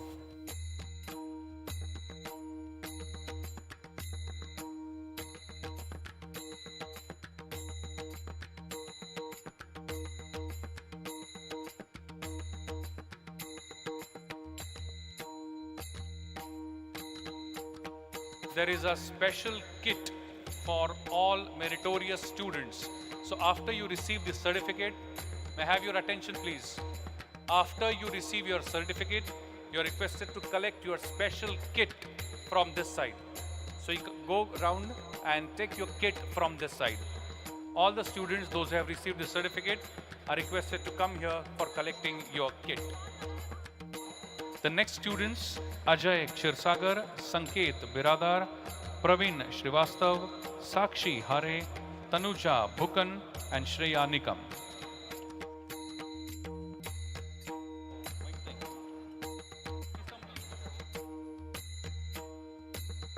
I request the students of ADT University to line up.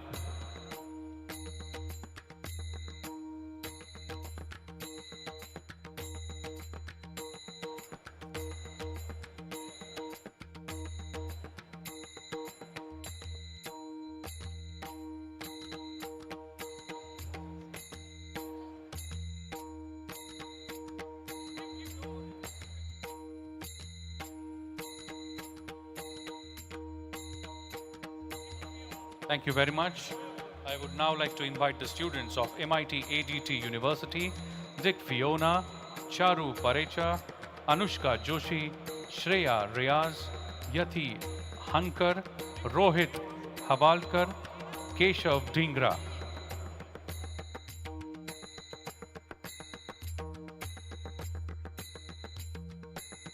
Shriya More, Priya Bora, Om Ingle, Sonali Shende and Kalyani Darekar.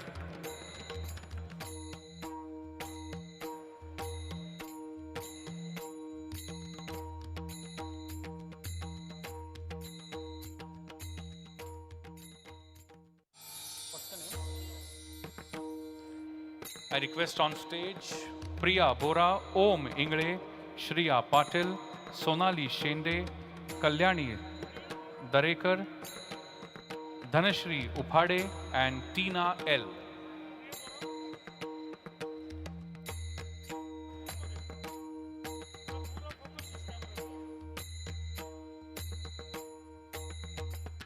Keshav Dhingra is from MIT COM.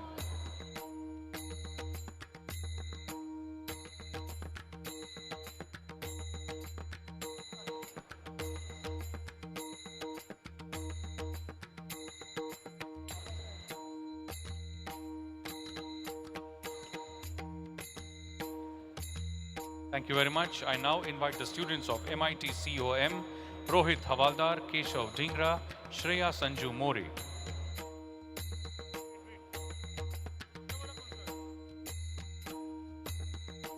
Rohit Havaldar, Keshav Dhingra, Shreya Sanju Mori.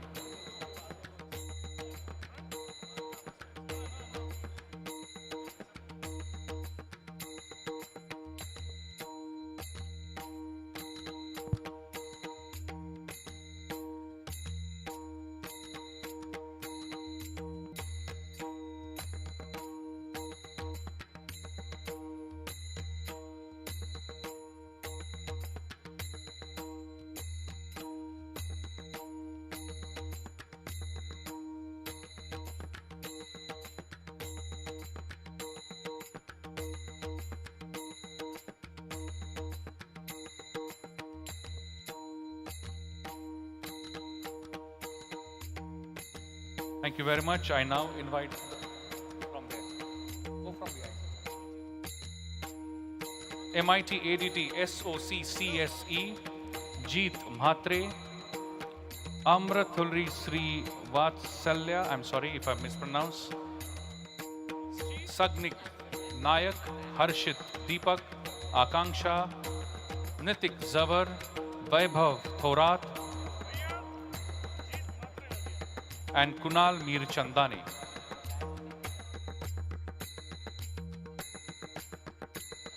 Darshan Soni and Om Thorve.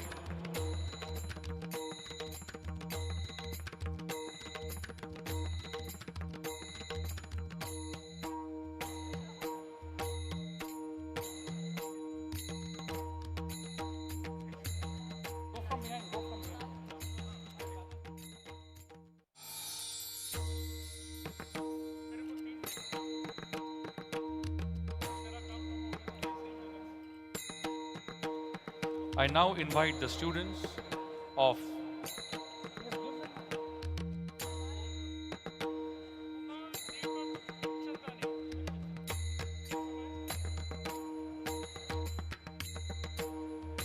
I now request the students of MIT ADT SOC IT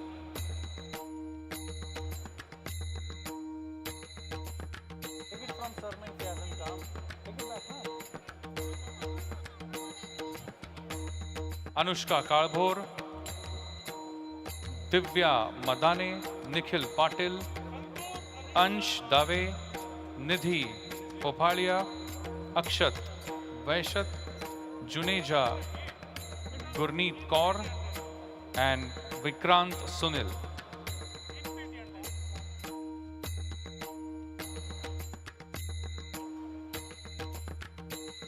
I will now be announcing the names of MIT ADT School of Law.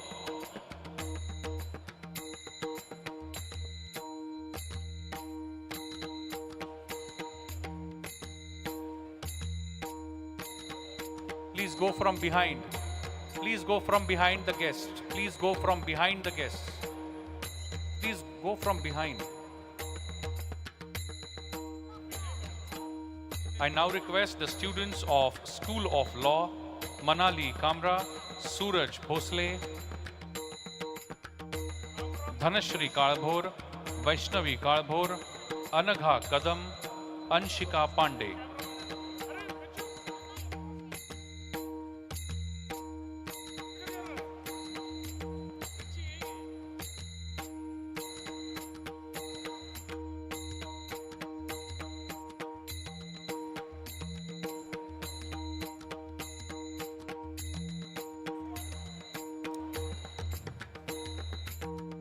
I would now be inviting the students of MIT ADT SOA, Chris Rose, Rajbhor Sanjana, Prapti Goswami, Jeetbhir Longjam,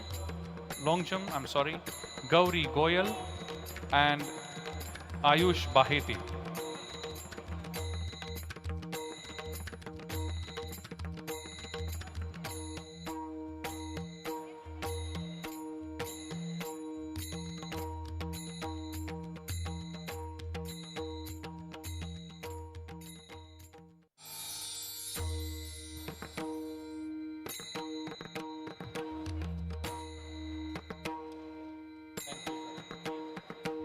I now request the remaining students of SOA, Priyal Patel, J. Kavya, Dhanashri Gayakwad, Manish,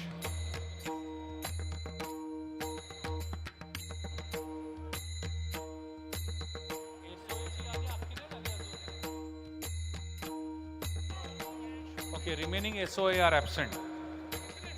Remaining,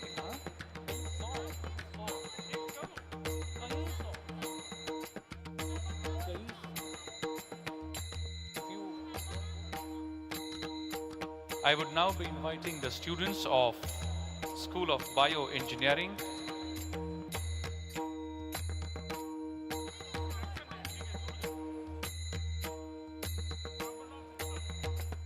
Shrabna Gupta, Gopinath Nair, Shailaja Samudriya, Sai Kirthi Devarkonda, Geetika Kumawat, Manasi Mure, Shivani Salunke, Sujal Bholapure, Anaya Sharma, Kavita Palekar, Sakshi Pandare, Divya Pai, and Pratiksha Pandey.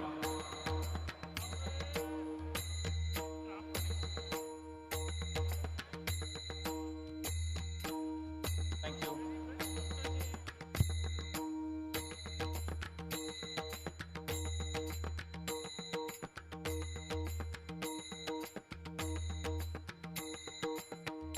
Student of Institute of Design, Divij Agarwal, please come on stage. Mr. Agarwal, Divij Agarwal, come on stage.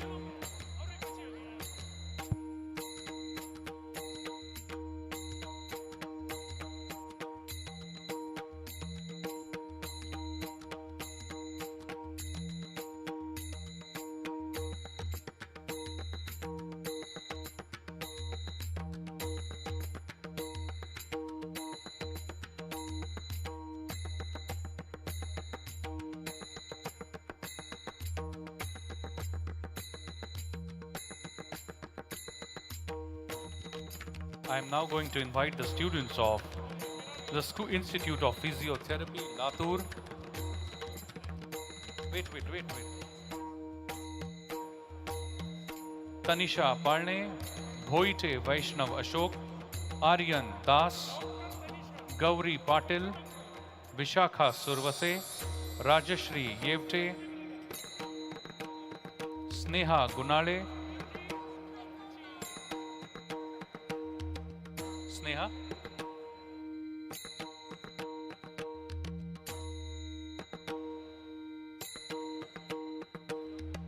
please go from behind the guest. Please go after your photograph behind the guests. I invite Akanksha Gattani, Gauri Sotri, Fatima Kazi, Pratik Dhumal, and Pradnya Tele.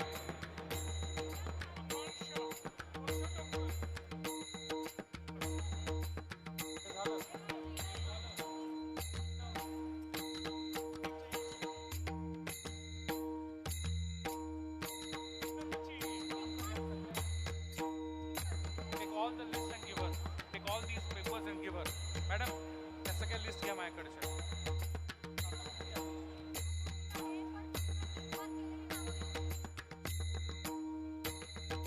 I now request the students of MIT ADT University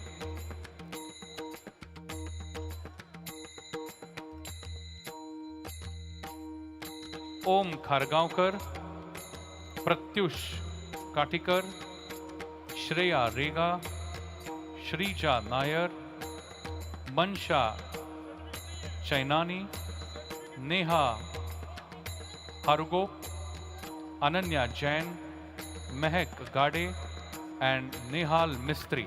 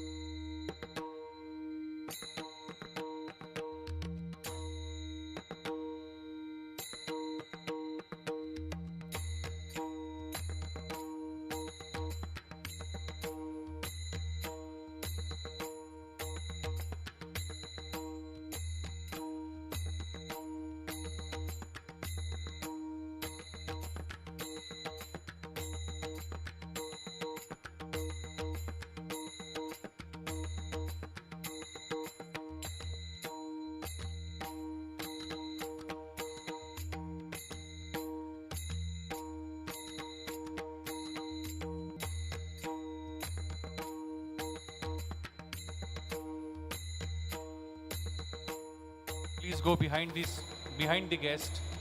Guest के पीछे से जाइए. Guest के पीछे से जाइए please. Sara Vedak and Kimaya Kamat.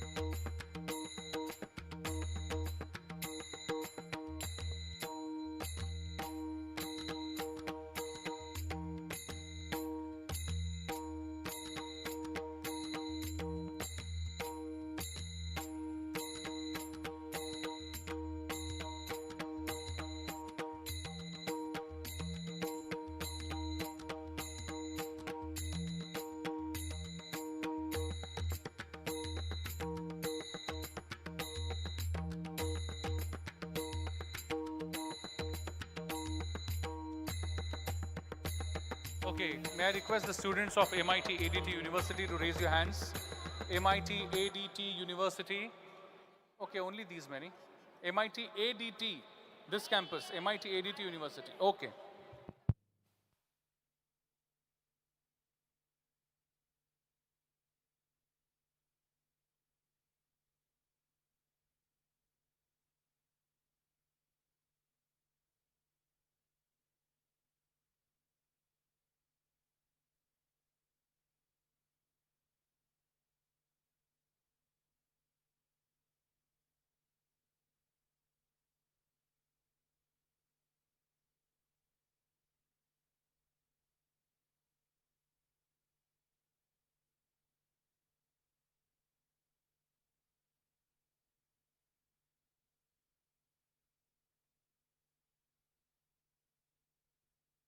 Dr. Bilolikar is required on stage, please. Dr. Bilolikar.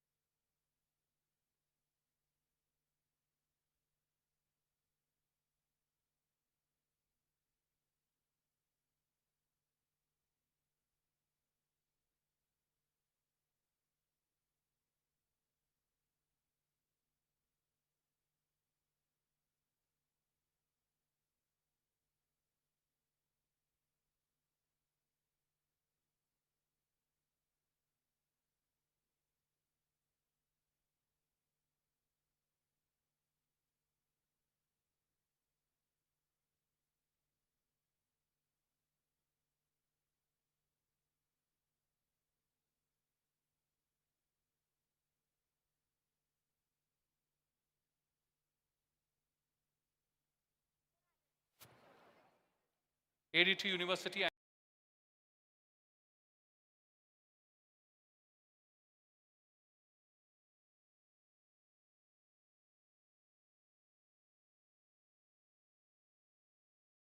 Vaikuntha S. Nishita Jindal. Nishita Jindal. Livia Thomas. Do we have her? Sumit Guhar. Do we have Sumit Guhar? Smriti Gupta. Are Ghana.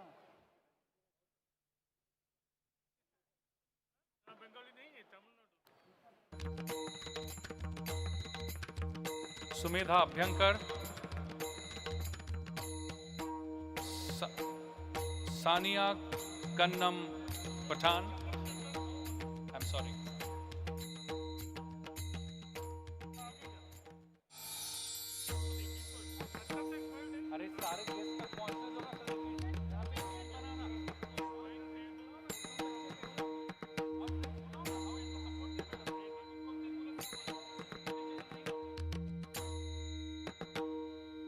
A. Madhumita.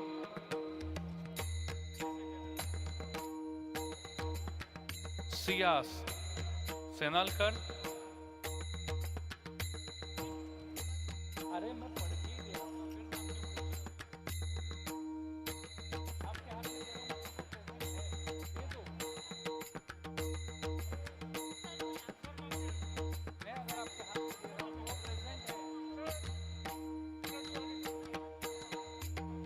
MIT World Peace University students, please line up.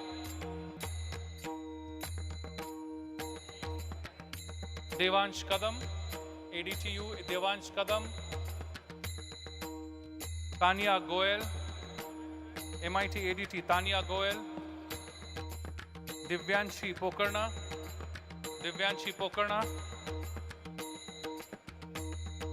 Pinjan Arya Sharad. Ayushi Biani, ADTU. Mestri Subham Santosh. Kelkar Kishan. Kelkar Gandhesh, I'm sorry. Yeah. Who are you? Have I taken your name? No, if I announce your name. Only if I announce your name. But now it's gone. Now it is gone in the. Now you will get tomorrow. And if your professor is here, you will get tomorrow. Now it has gone to your university now. Nishtha Mandalia. Nishtha.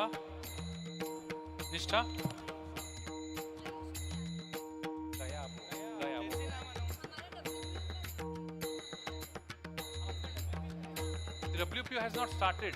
Okay. There are two names same. No, it's ADT. Still ADT is going on. Adarsh Baranwal, ADT. Adarsh Baranwal. Devika Vijit, ADT. Kirti Yadav, ADT. Okay, all the names are of ADT, not WPU. We haven't started. Khushi Shah. Grishma Warrior. Certificated Director. Samir Anshi. I'm sorry. Anand Singaraju Samir.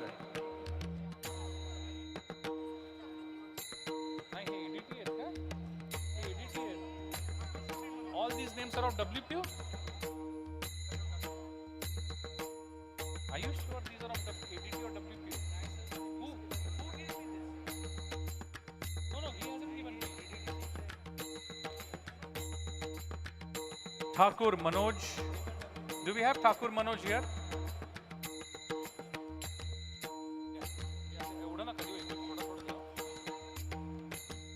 Vaibhav Sunil Thovat, ADT.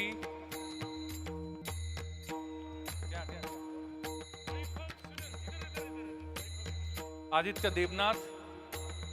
I'm still taking ADT names. Aditya Devnath. Gayatri Sriram. Richa Chaudhary. Vishal Pranav. Umap Rajesh. Virazdar Chandani Suresh. Sonam Bhal. Diya Dalal. Sudeepa Ray.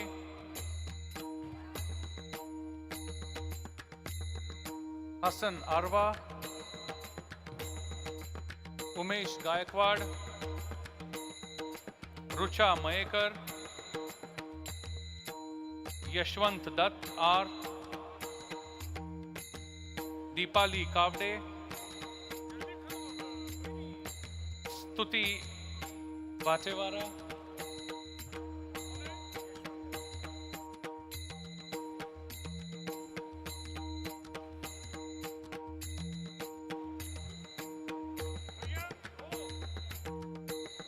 Khandekar Shri Harsh Khandekar.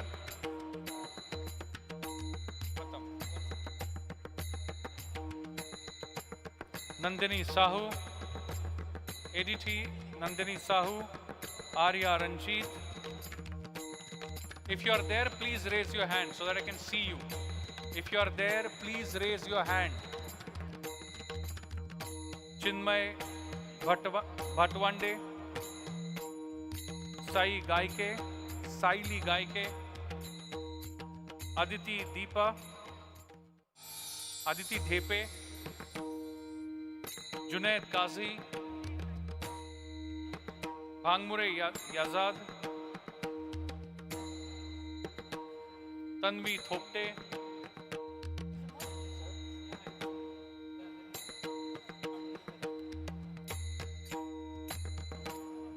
ADT University, Anmol. Anmol, if you are there, please raise your hand.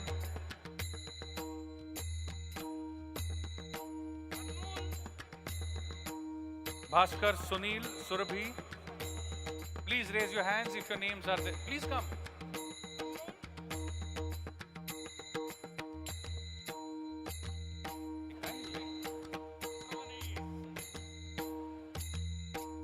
Tanisha Shailesh. Shezan Ghamar, Snehal Sanjay More, Anushka Kate,